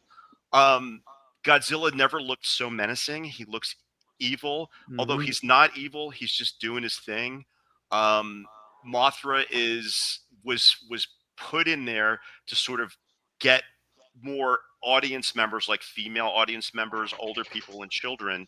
And the fact that a big, horrible, radioactive monster is fighting this beautiful protector of the island, this goddess, the continuity and the contrast, I should say, not the continuity, is just perfect. And again, the Mothra marionette looks absolutely stunning. It's beautiful. You can barely see any. The special effects are like, you can't see the strings or anything. It's the only time Mothra ever looked better was in Tokyo SOS. That's the only time. Agree. Those are Agree. the two, right? Thanks, Leslie. Those are the Yeah, only two that's times. Absolutely. And again, like that battle, the first battle by the egg, it was like they even did like a little strobe effect that almost mimicked stop motion, which is just, again, they're experimenting. Flying back and forth. Yep, it beautiful. Subaraya was utilizing the optical printer for the first time. One of the first times. I spent a lot of money for that. A lot of people think that the last scene on Iwa Island is a throwaway. I think it's great. I love the battle with the Mothras. It's when Godzilla gets covered in silk. That stuff was so toxic. I read an article recently that some of that, I think it's probably in the new book actually, that some of that material got into the cameraman's eye and it was like sealed shut for like a long time. Wow. That stuff was like horrible. But the effect is hell. amazing. I mean, how cool is that? And then the ending, and Godzilla isn't really defeated. He's just covered and he's just like, what the hell? And he tumbles over. And here's a fun fact. The actual suit that tumbles over the cliff is not the 64 suit. It is the 62 suit, if you look carefully. And when he's going across the water to Iwa Island from the mainland, that is actually also the 62 suit, because they didn't want to get that beautiful 64 suit wet, because you know what happens when you get those suits wet. But again, Nakajima was able to emote in that suit for the first time, because the other suits were cumbersome, and the King Kong versus Godzilla suit, as cool as it was very hard for him to maneuver in and to emote. But this one set the premise for the suits from this point on. But yeah, amazing. I love it. It's I'm not going to say it's underrated or overrated. It's just a perfect addition to the series, and I love it, and it's my go-to when I think of a Showa Godzilla movie. I always pop it. And again, like you all said, the collectibles that were spawned from this movie are endless. There's something for everybody. And I know there was a guy, Frank, not a different Frank, who was in our on our group before, said he's never seen it. So hopefully he's watching, and we've given him inspiration to fucking watch it, man. Yeah, you gotta watch it. You got to go watch it. But okay, that's it. I'm passionate about it. And I can talk about it. When Rich asked me to do this, I'm like, yes, when? Let's do it. I'm ready to go now. All right, that's it. Enough said. Thank you. Awesome. Greg, any thoughts on the score story or final thoughts? I mean, David, how can I follow that from David? I mean, right? It's the 64. It's one of my top three. I'd say it's probably tied between 2 and 3. It goes back and forth. What are your top three? What are your top three? Just curious. Top three are going to be King Kong versus Godzilla, 54, and then 64. Nice. Excellent. Yeah. Wow. Because of nostalgia, that's why my number one. But anyways, I love the suit. I love the jowls. It makes it, I don't know, it just gives them personality. And I love the end fight between the larvae. I love it. I think it makes sense. They're enraged. They just, they wake up, their mother's dead. Oh, wait a second. This fucking asshole just killed my mom. Fuck you. I'm gonna screw you up. And it's great, man. And the way that they're maneuvering around, I love that it's camouflage too. Like in the kit that I did, there's a reason why he's getting all confused at the end. He's fighting. They're hiding behind those rocks and everything. They look like those rocks. They outmaneuvered him. Sorry, they might not be more powerful, but they definitely outmaneuvered him, and he fell in. It's just The movie is fantastic. It's beautiful. It's a product of its time too. I love that 60s look. It's just like David, it's like comfort food to me. This guy is like comfort food. I love this guy. I love the film. That's it. That's excellent. Outstanding. Awesome. Leslie, final thoughts? Yeah, it's like going to church, ladies and gentlemen. This movie is again, for this to be my favorite out of all 89 Godzilla films. That says a lot because there are a lot of other great Just a Godzilla lot of films good ones. out there. Yep. Yeah. You know, and for this to be my favorite, obviously there's a reason, and you heard many of those reasons tonight, or as you heard from me over the years. Like I can't stop talking about this movie, and no movie since then has been able to nudge it off the top spot for me. But the score is great. The human story, which are important, ladies and I gentlemen. forgot to talk about that. Yeah, please talk about that. Important in these films. I mean, I know you want to see Godzilla, but that's what YouTube is for. But yeah, these human stories are really important in these movies. Great human story. The cast is great. But also, Mothra vs. Godzilla is an important film. Whereas the first film we know started the franchise was 54. You know, King Kong vs. Godzilla was the movie that really made Godzilla a star and a household name here in the West, at least. Mothra vs. Godzilla is important because it brought in Mothra and it started to expand the Toho universe within itself. Then you get Rodan in the next film. Then you got Ghidra. Then you got Ebirah. Then you got Hedra, Gigan, Mechagodzilla. It just builds and builds and builds and builds and builds from within their own. You know what I'm saying? Because they love they want to make more King Kong films, obviously, but obviously they couldn't rely on King Kong, you know. But after King Kong versus Godzilla, they had a star in their hands. And Godzilla, like, you know what? We got to build around him now. So they did that with Mothra, and it started with this film, with this universe of the Showa series. And everything that followed after that started to build and build and build. And it's important for that. And again, I'm one of these fans that, again, this movie is my favorite movie. At the end of the day, Godzilla loses at the end. It is a defeat, ladies and gentlemen. Mothra drove Godzilla away from Japan. Yep. It may not be a decisive defeat where he gets beat down, but that is a win in and of itself. You're right. Kind of like King Kong in the last film. We ain't got to go into that, but it's the same thing. The same thing happens. Both monsters dump Godzilla in the ocean. Godzilla does not rise up. The opposing monsters swim away to his island home. It's the same premise. It's the same thing. You're right. But still, Right. and there's no shame with losing to King Kong, because again, at the time, he was the most famous giant monster in the world, more so than Godzilla.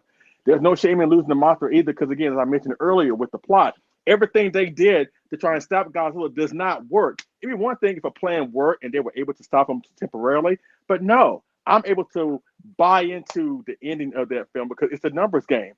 And I said it before on our Cam show when we did this show with David and Jonathan. I'm going to say it again here. If you have a problem with the ending of Mothra vs. Godzilla, then you have a problem with the ending of the next film, because it's the exact same thing. Multiple smaller monsters take out a bigger, more threatening monster.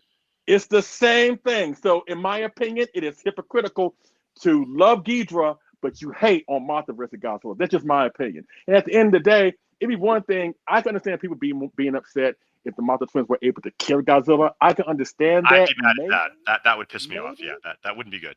And look what Clark just wrote. Exactly like he said in Ghidra. You know, it's mentioned that Godzilla lost that battle. They mentioned it in the next film, but in some people's minds, it's not a defeat. And again, I feel sorry for those people, because again, those people have not gone through puberty yet. But if you look at it through a mature point of view, and I know that's hard for some people, I get it. Try, you know. But if you look at it, Godzilla was the villain. He was killing people. He needed to be defeated. This is not a movie that was made in nowadays where the bad guy normally gets away. Back then, the good guy had to win, and the bad guy had to get his comeuppance. Godzilla had a good showing for himself in that movie. Again, wrecking stuff, killing people, thwarting the military, but he had to be stopped, you know. And it wasn't like a defeat, like I said, like a beatdown. You know, they were able to capacitate him and drive him away from Japan. That was a defeat, or at least that was a win.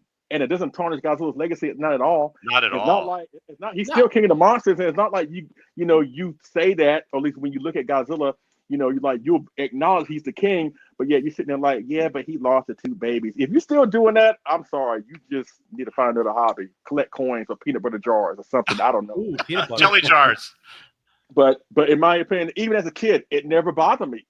Seeing Godzilla defeated didn't bother me because, again, the same thing happens in Ghidorah. In my opinion, you can't have a problem with one and have a problem with the other That's one. a good point. So with that Really being good point. said, Mothra vs. Godzilla is an awesome film, an amazing film, an important film for building the Showa universe and the Toho universe as a whole. And that's why it will always be my favorite. Bam. Rich, I got 2 more things real quick because I'm going to sort of tag along with what Leslie said. So it is important because this is the very first time that Toho took 2 existing properties and brought them together. Mothra was a separate film. Godzilla was a separate film. They brought 2 Toho characters together. Now, you're probably going to say, well, he fought Angulus. Angulus was introduced in that movie. He wasn't a separate film. They brought 2 successful separate films together, and that was the start. Next time, as Leslie said, we got Rodan, we got King Ghidorah, and it built up from there, and the culmination is Destroy All Monsters. That's a whole other story. And also, it's like when people say, I can't believe Godzilla got defeated by 2 worms. It's like, look, every single thing man threw at him, he got bombarded more than any other movie. And he defeated everything. He got taken by surprise. He got wrapped in silk. He had no choice. He was just like, what the hell? But he didn't just get beat by 2 little worms. He destroyed every attempt to kill him throughout the film. So that theory is garbojo. But again, the first time that 2 existing Toho films, color films, came together as one, and they set the precedent for future films. Yep. This is how I feel is like we how the MCU is, the Marvel Cinematic Universe. Like we have that with the Showa franchise. The series, sorry. So world building. People forget he's the villain. Hey, Cole, I did not ignore King Kong versus Godzilla. King Kong is not a Japanese property. That's an American property. You said Toho. You did. Said I Toho. caught that. I did not say it. So don't come for me. Yeah, so Japanese films, 2 Toho films that came together. King Kong is not a Toho property; it's RKO. So, just saying. I guess I don't understand why people don't like the ending. He was the villain in it. I mean, he killed their. That's the thing. He killed their mother. What did you expect? I mean, that's the whole heart of it too. Is like they're fighting because they're pissed off and they're like, I don't know. I don't get it. Like narratively, story wise. Yeah, I don't get it. You know what I like to think? This is going to take us to wrestling, WWE. On the Go Home show for Monday Night Raw before, let's say, WrestleMania. Typically, to get the fans want to get fan service type of thing, let's say if the face is going to win at the big show, and again, this is just a theory, it's not accurate, but usually whoever's going to win at the big show gets their ass handed to them on the Go Home show on like Monday Night Raw. So we got John Cena versus Cody Rhodes. Like, John Cena is the heel, Cody's is the face. And the anticipation is that Cody is going to win the title at WrestleMania. But on the Monday Night Raw before WrestleMania, John Cena gets the upper hand. So we get a little bit of the bad guy winning and then the good guy wins. Or in this case, sometimes it's the bad guy gets his ass handed to him, then the good guy wins. And I think with the Godzilla movies, specifically Mothra vs. Godzilla, the bad guy won, but later he comes back and he's the good guy. So just a thought. Doesn't really make much sense, but it's kind of how I look at Godzilla losing that fight. Sam, your final thoughts. But he lost to a couple of worms. God damn it. I had to throw it in there because y'all were just driving that home so fucking hard. So that'd be the first thing. No, I love the score. Like everybody's been stating, back in my days when I was doing my YouTube stuff, which I don't know why I stopped. I really don't. I used to do like little keyboard tutorial stuff of certain tracks that I liked. And Plan B Electrocution stands out so hard to me. I love that track so much. It's one of the, and correct me if I'm wrong. That's the one that was used in -1, right? Or was it? No. It was Plan B wait, which one was? The one that was used in -1 was actually the fight with Mothra. Oh, okay. I'm pretty sure that cue was the one that they used. Well, it might have been both, but yeah, it was definitely because that theme was throughout the whole film. So you might be right as well. So yeah, that cue is amazing. Yeah, just dun, dun, dun, dun. Oh, it's just it just resonates, and it's impactful and it's menacing at the same time. So I love the score. If Fukube did no wrong with the score in that film, Rich, that's what you stated. Like that was, if we're going in order, that's what you wanted to hear first about the score. Yeah, I love the score. I have no issues or problems with it whatsoever. And this is going to go to the way of thinking, so that y'all don't misunderstand me that I'm trying to like bash your opinions. No, not at all. Everybody has their own likes, and I grew up as a goofy Godzilla fan. I do like the 70s significantly more than the serious tone stuff. So that's why Mothra versus Godzilla doesn't really resonate as hard for me. It's not that I hate the film in any manner or form. No, it's just it's not a go-to for me. I like the goofy stuff. David, you were asking what Greg's top 3 were. For me, this might speak to you why I have the opinions that I do. It's Gigan, Mechagodzilla 74, and woe and behold, Godzilla's Revenge. I know people are not, but I love campy stuff. I won't bash on Godzilla's Revenge ever. A lot of people do. They really hate that movie because of stock footage. I know. Well, you like Gigan. Well, dude, you like Gigan. I know exactly. That's so, the same. But this one just the message. I understand the message of like it's like what is it like corporate versus Mother Nature kind of thing with the assholes trying to use the aspect of the Mothra egg to just like get money and stuff, which it's a good message. It's just it's not one that I sit back and watch over and over again. But I do love the Godzilla suit. The suit is great. It's a menacing, just standout villain suit. And I understand that Godzilla is the villain in this film, which is why it's called Mothra versus Godzilla. Mothra is first because she's supposed to be the hero, and Godzilla is the villain. He's the protagonist. That's it's obvious. Everybody's been saying that. I'm trying to think. What else did I leave out that I haven't stated yet? I love that Akira Takarada. My mom calls him Mr. Handsome. She every time that she rest his soul, every time that she was like, is that the one with the handsome guy in it? Because she's seen the films with me over time. So it's funny, Sam, that was his nickname at Toho, is Mr. Handsome. They actually called him. That's what I'm gonna have to tell her in a minute. That's what he was known behind the scenes at Toho, as Mr.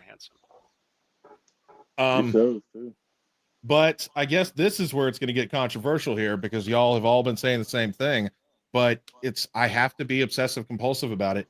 I can't see how Godzilla was unstoppable as he was throughout the entire film, and he lost to 2 newborn worms. If he was able to stop rockets, I know. I knew he was going to react the way, because I haven't hit puberty yet, clearly. That's why I talk. So it doesn't, it's something that kind of just hits me inside a little bit, because I'm like, well, these things are very fresh, not fresh vinyl, but very freshly born little worms. And Godzilla has been the most unstoppable thing throughout the entire film. Electricity can't kill him. Rockets can't kill him. Tanks. I mean, they go up and up. Tanks, rockets, electricity. Nothing they did could stop him. But these 2 little newborn worms could. All right, Sam, hold on. Giant, flying, huge. I mean, Godzilla killed her. So think of it this way. No, I'll hear you guys out for sure. I'm gonna sort of give you another perspective on that theory. Okay. So think of it this way: he's so fucking beat down and exhausted from feeding everything else. Maybe he didn't have anything left in his tank. Number one. And number 2, one of the Mothra larvae actually died, because we find that out in Ghidra 300. So he killed one of them. That is very true. One of them died soon after, or in the time between the end of that movie and the next one. So one of them's dead. I think when he squished him with his tail, I always thought that. And also, maybe he had nothing left in his tank, because he just went from one thing to the next thing to the next thing to the next thing, and he just got sort of like, when something covers you with silk, you're just kind of defenseless. There's nothing you can do. I mean, and you can clearly see that his atomic breath was melting rocks. He just couldn't hit them. You know what I mean? So it's just a matter of, and that, I think, Sam, that is the whole point of the film. Something beautiful and good versus destroys something evil, atomic, because Godzilla at this point was still the metaphor for atomic misuse of weapons. So they wanted to make it, the ending, be positive and hopeful. So if that maybe gives you a little more perspective on, it's not just that he just beat the worms just beat him, because it was very sad when he did defeat the beautiful, lovely goddess Mothra. Yes, that was sad. But and the fact that her offspring, it's kind of an up and comings of them, and it's their revenge too. So you got to look at it from a different way, and you got to look at it from the time period. Godzilla was still a terrifying metaphor for atomic, for radiation. So to have him defeated by something pure and good and helping mankind, I think that's the whole point of the film. And Or children. David versus Goliath. It's an old story. You may want to look that up. Exactly. Yeah. Exactly. David versus Goliath, and Goliath defeated scores and scores of armies, and it took one, good, whatever. But that analogy is perfect, Leslie. Yeah. But anyway, no, absolutely, I can respect that aspect for sure, but my problem is, because of my brain chemistry and being off balance and all that stuff, I look at things very literally. So that's why I'm like, big worms versus atomic monster. But if what you just stated in the very beautiful, elegant way that you did, yeah, that does add. See, now I'm torn, because I look at things so literally. It's hard for me not to. That's the whole point of these shows. That's why Rich does it. That's why Collectible Monsters do it. We try to give people a different perspective and give them, like, when you watch it, when you go home and watch it the next time, maybe you'll see it a different way, and you'll understand what the filmmakers were trying to get across. These are a lot deeper than just like U.S. giant monsters attack a city. There's a lot more behind them, and when you read things like this new book, it goes on to talk about these nuances that get lost because people just dismiss them as stupid monster movies. Yep. And there's a lot of metaphors. I learn something new all the time, and I love it. That's why I love doing this. I love listening to these podcasts and live streams, because we all learn, and perspectives do change. And I've changed my mind on a few things.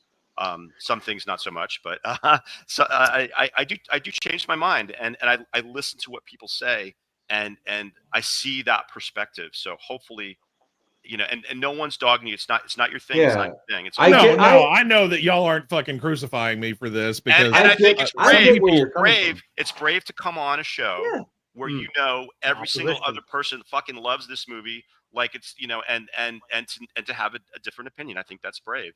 I get where you're coming from, Samson. I really do. I don't, I totally get it. It makes sense to me. Like, yeah, how did this happen? But I think it's more of a, it goes beyond just like the reality of it. Yes, of course, 2 words. It's the metaphor behind all of this. It's the lesson. It's that age-old lesson. And not to get off topic, we've got to talk. I just saw a video the other day on Shin Godzilla. My God, I got to talk to you guys about this. Maybe it'd be the next one. There's a guy that did a video. I'll get the information, what that movie actually means and what Godzilla is. It has to do with the guy in the beginning of the film on the boat, and what that is. It is beautiful. Yes. Holy crap. I'll have to share this video with you guys. It almost made me cry. And that's the thing. I never thought of that way. And I love Shin Godzilla, but there's this whole other layer, even going beyond 311, about all of that. It is amazing. But getting back to Mothra, I get where you're coming from. I totally do. Me too. A lot of people do. A lot of people have Sam's opinion. They do. See, now y'all have made me kind of torn, because if I see, that's my problem. My brain. If I don't look at it from a literal aspect, and we like good conquering evil, then yeah, it is beautiful and elegant, and it makes sense. Oh shit, I have to go back and watch this movie. See, I think that's the whole point. I think you should revisit it, and then we'll think have of it this way. Quick rediscussion about it. Think of it this way, Samson. Exactly what you're thinking is correct. That is absolutely correct. I think that too. And that's what makes it so beautiful, is that, yeah, these two little worms come out, and they are the one. After all of what happened, army, and nobody could defeat them, everything. The only thing and that these can do it. two poor things that just watched their mother die. That's what makes it so beautiful that they did. And one of them, and the tragedy One of them dies. One of them did die. Everybody forgets. Nobody ever mentions that one of them is dead. Do they mention that in the English copy of Ghidra, or just the Japanese and the subtitles? Both. Because the little kids ask the old one died. oh, it's Mothra. One of them's died, and it's like, and I always thought, even as a kid, that when Mothra like slammed him down and did that thing, you saw the tear in the suit of the little worm. I mean, you saw it. Well, I mean, I know that wasn't supposed to happen, but it's like the suit is definitely dead. But the fact that we find out that one of them, Godzilla, killed one of them, and that's pretty profound when you think about it. And that other larva still wanted to help out. Think about that. She's trying to still wanted to join with Godzilla. Yeah, like trying to get Rodan and them, and it's like that dude killed my sibling. But I still have to do the right thing, and that's what makes it's beyond just the guys in rubber suits beating the shit out of each other. It's beyond that. There is lessons in those Showa films, especially the early ones. But everybody sees something different, and it's not right or wrong, but it's good that we can bring our perspective. It's not just because it's cool. I hate that answer. Tell me why you think it's cool. Tell me why you think it sucks. Like, I wanted to ask you, but you kind of said it. Why do you not like this movie? So what is it about this movie that you don't like so much? Oh, what is it that I don't like? Yeah. I guess I like, as I stated in the beginning, I like goofy stuff. I'm the Godzilla as a hero kind of guy. But what is it about this movie that you don't like? I know you like the goofy stuff, but this movie, why don't you explain? Like, I'm not trying to be an asshole. Why do you not like this movie so much? Why is it not in your top 5? I guess it's because of the more serious tone. Okay, you don't care for the more serious tone in the films. I guess so. That's why I watch the 70s stuff on repeat more than I do anything else. And serious I'm sure nostalgia has a lot to do with it. They were probably the first ones you've seen, right? That's what I stated earlier. Nostalgia is Mothra. I didn't get to see motivation. Because I didn't see Mothra versus Godzilla until about 11. Well, 11 or 12, or probably whenever I got the classic medias, whenever those ones came out. But I didn't get to see it in full HD until I was an adult with the Criterion Collection. I think it's just fair that you tell us, like, what is it? I know you don't hate it. You say you don't hate it, but why? No, I don't hate it by any means. No, I know, but I'm just curious to see, and you're explaining why you don't care for it. And I think from what I'm understanding is you prefer the ones where Godzilla is sort of the hero, heroic. He's more anthropomorphic. He's not, and you and this nostalgia factor because you saw those first. Like, Leslie has a soft spot for Megalon because that was his first movie, right? Same. That was his first movie. I mean, See, I didn't see Megalon until much later, so I don't care for it. I mean, to be fair, the 70s films did have the better fight scenes than the 60s. I mean, I'm just saying they did have the better fight scenes. Well, it's because they had cemented themselves. They figured out the formula of how to make the fight sequences more fun and entertaining to people by then. With these earlier films, it's all about the destruction and monstrous tone of the monsters. I don't know. It's, again, I'm trying not to yuck y'all's yum because I'm in the minority and I'm trying to I just asked you the question, and no one's gonna hate on you, man. It's your opinion. I like that you like the more fun stuff. And again, I'm using wrestling as a reference. It's just like when, there's a big percentage of fans, adults, but mostly kids that like John Cena because he's fun. He'll do things that make you laugh. He's good. He's the good guy all the time up until this past year, but that's besides the point. So I get it. And especially I don't follow wrestling side. That's okay. But like David said, it's the nostalgia. That's something else that's like a super strong. Like Godzilla vs. Megalon was my first movie, and that holds a sweet spot because it was my first movie. I watched it over and over and over again until I got Monster Zero. Then I watched those two. That was my first, Rich. So that's why that's nostalgic for me. Yep, exactly. That's what people misunderstand. Nostalgia does. Y'all nailed it. I don't misunderstand it. Nostalgia is huge. Yep, that's what's embedded. I'm doing it right now. I play fucking Nintendo Wii, all the Mario games. I'm like, oh man, I want to be a kid again. I don't like adulting's hard right now. It sucks. I mean, Samson, I get it. Millennials Like, grew up in the greatest time to be a kid, worst time to be an adult. I get it, Samson. Like on paper, Godzilla should not have been defeated by the worms, right? I get it. But let's talk about like your favorite film, my second favorite film. On paper, should Godzilla and Anguirus should be able to defeat Gigan and King Ghidorah on paper? Like, come on. If we're really being honest, should they have defeated them? Come on. No, I mean no, but that's the whole fun of it is that it's I mean it's the woohoo, the hero won. I don't know. I guess I have that mindset. And, see, Samson. Here's the perfect example.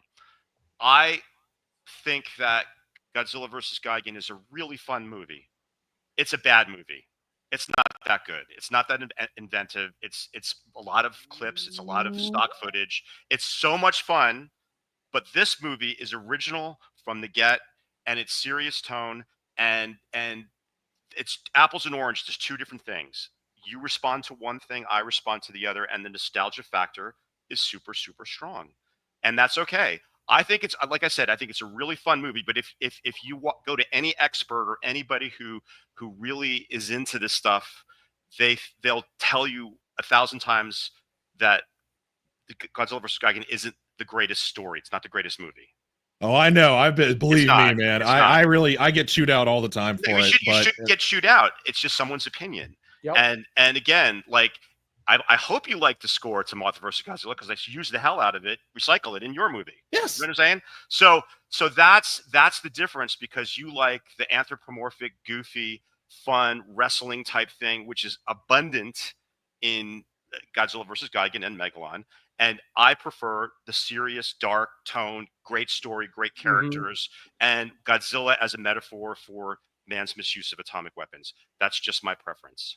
And exactly. That's the difference. See, that's what people kind of misunderstand sometimes these days, is that just because people have differing opinions doesn't mean that we dislike each other. People think that, oh, you don't like the same thing I do, so we should not like each other. A lot of people have that. And I really hate that people can't have differing opinions and still be friends. It's a weird mindset some people have, and it bothers me, where we can't have a civil discussion like this. Like, just because exactly. We still all like each other here. Just because we're not all on board, it really stinks that some people can. Go ahead, be Leslie. like that. What are you gonna say? I'm gonna tell you a little secret, honestly. You got real quiet. I'm gonna tell you a little secret. David said that Mothra vs. Godzilla is kind of original, and it is in a way, but in a lot of respects, it's kind of like an exact copy of King Kong vs. Godzilla, but it's done better, where businessmen want to profit off a monster god, and Godzilla just randomly shows up to fuck everything up. It's really the same thing. It's the same thing. But I will argue that Mothra vs. Godzilla takes that premise and does it better. Yes. Better. But they're virtually the same movie when you sit down and think about it, honestly. Just saying. You're right. But still, they come at it with a different angle.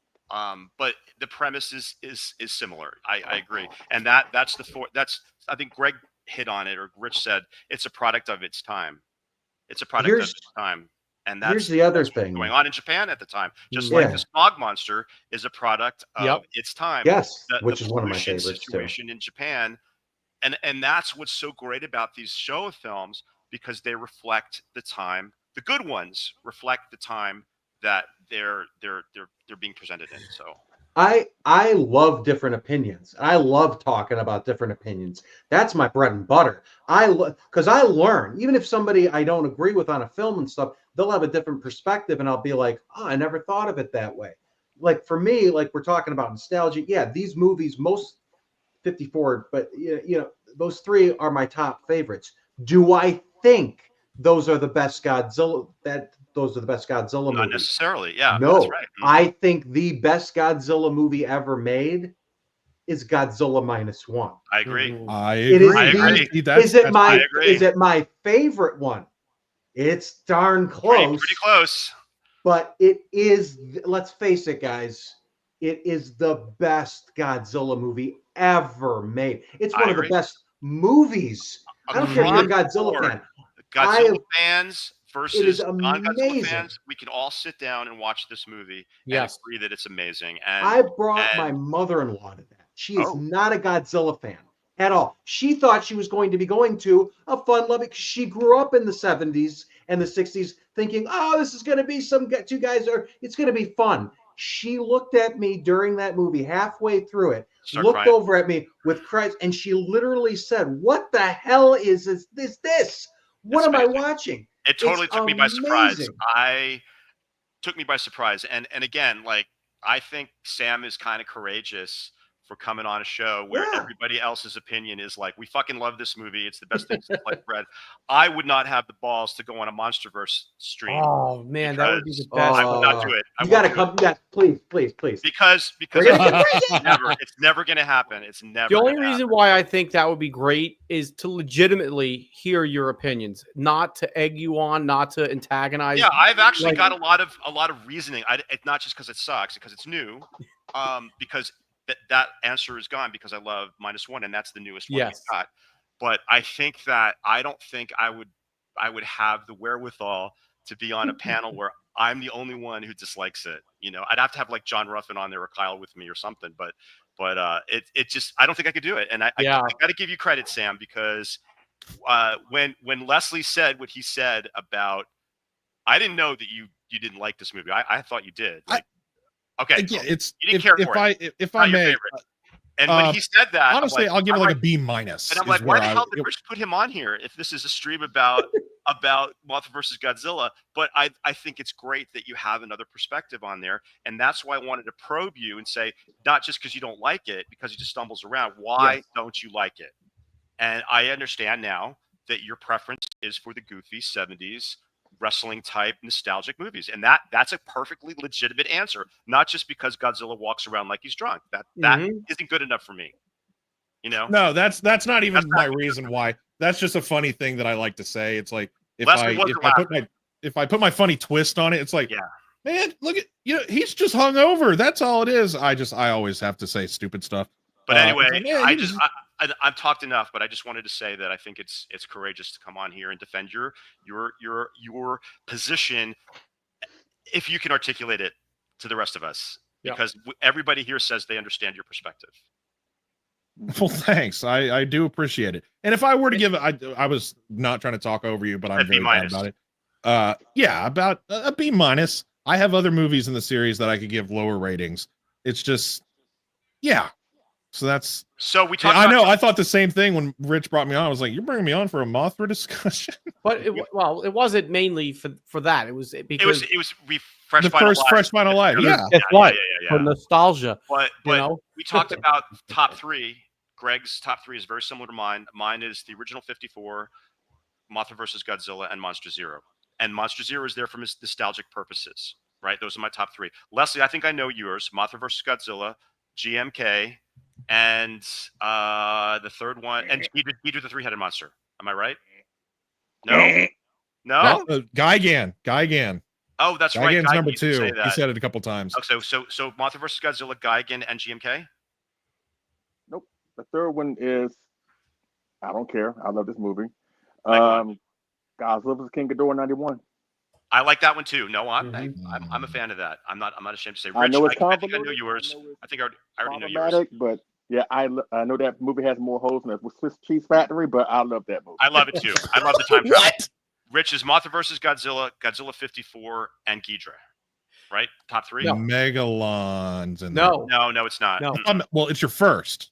Yes, Megalon was my first. Gigan's in there. It's up. If that Gigan falls into my top 10, I always say this. I have a very hard time picking top list, but when it comes to the movies, like my top 5 or 6 now are like easily rounded out. Mothra versus Godzilla, Ghidorah the three-headed monster, I got 2. GMK, Son of Godzilla, right, Godzilla -1. Yeah, 54. Oh, -1. Okay, -1. Sorry. Yeah, I think -1's gonna have to. I don't know, man. That's up there. -1 is right up in the top 6. Let's put that in. Let's put -1 and 54 in a class by themselves, because they kind of are. Yeah. All right. I think we're gonna wrap it up. Honestly, didn't you have one more giveaway? No. Oh, I thought you had 2. I thought you said you had 2. Taking Sam off of the stream. No. Look, I'm gonna break your chops. But no, we did the Damn. giveaway, Epic Gordy. Toxie. Make sure you PM me or I'll hunt you down. I'll message you. No, but big thanks, Sam, Greg, Leslie, David. Thank you guys for jumping on. Everybody that's stuck here in the comments and watching on YouTube, all 35 of you is for 3 hours. You guys are awesome. Oh my God, we did 3 hours. Right? Well, one part of it got yeeted for some combined. reason. Yeah. So make sure you check out the first part if you joined on the second part. No more trailers. No more trailers. That sucks. But the good thing is that that whole stream is still there currently. Hopefully it doesn't get taken down. But thank you everybody for joining. I will post the next date for September's live show. And what I'd like to do, I did a show with Clark. You're in the comments and watching. Mikey, you're that's great. That's good for you, Mikey. Mikey's having a good time. Look at Mikey. He's all fresh and whatnot. But I'd like to get, different people on, maybe if not once a week, every, like a Wednesday night, talk about whatever, a 1 hour show, something like that. But yeah, that's it. So thank you everybody for tuning in. I'm going to see if I can close out this video properly. Probably going to screw that up because it all got messed up when, the stream got canceled. But remember, people, buy vinyl, fresh vinyl. Bam. I messed it up.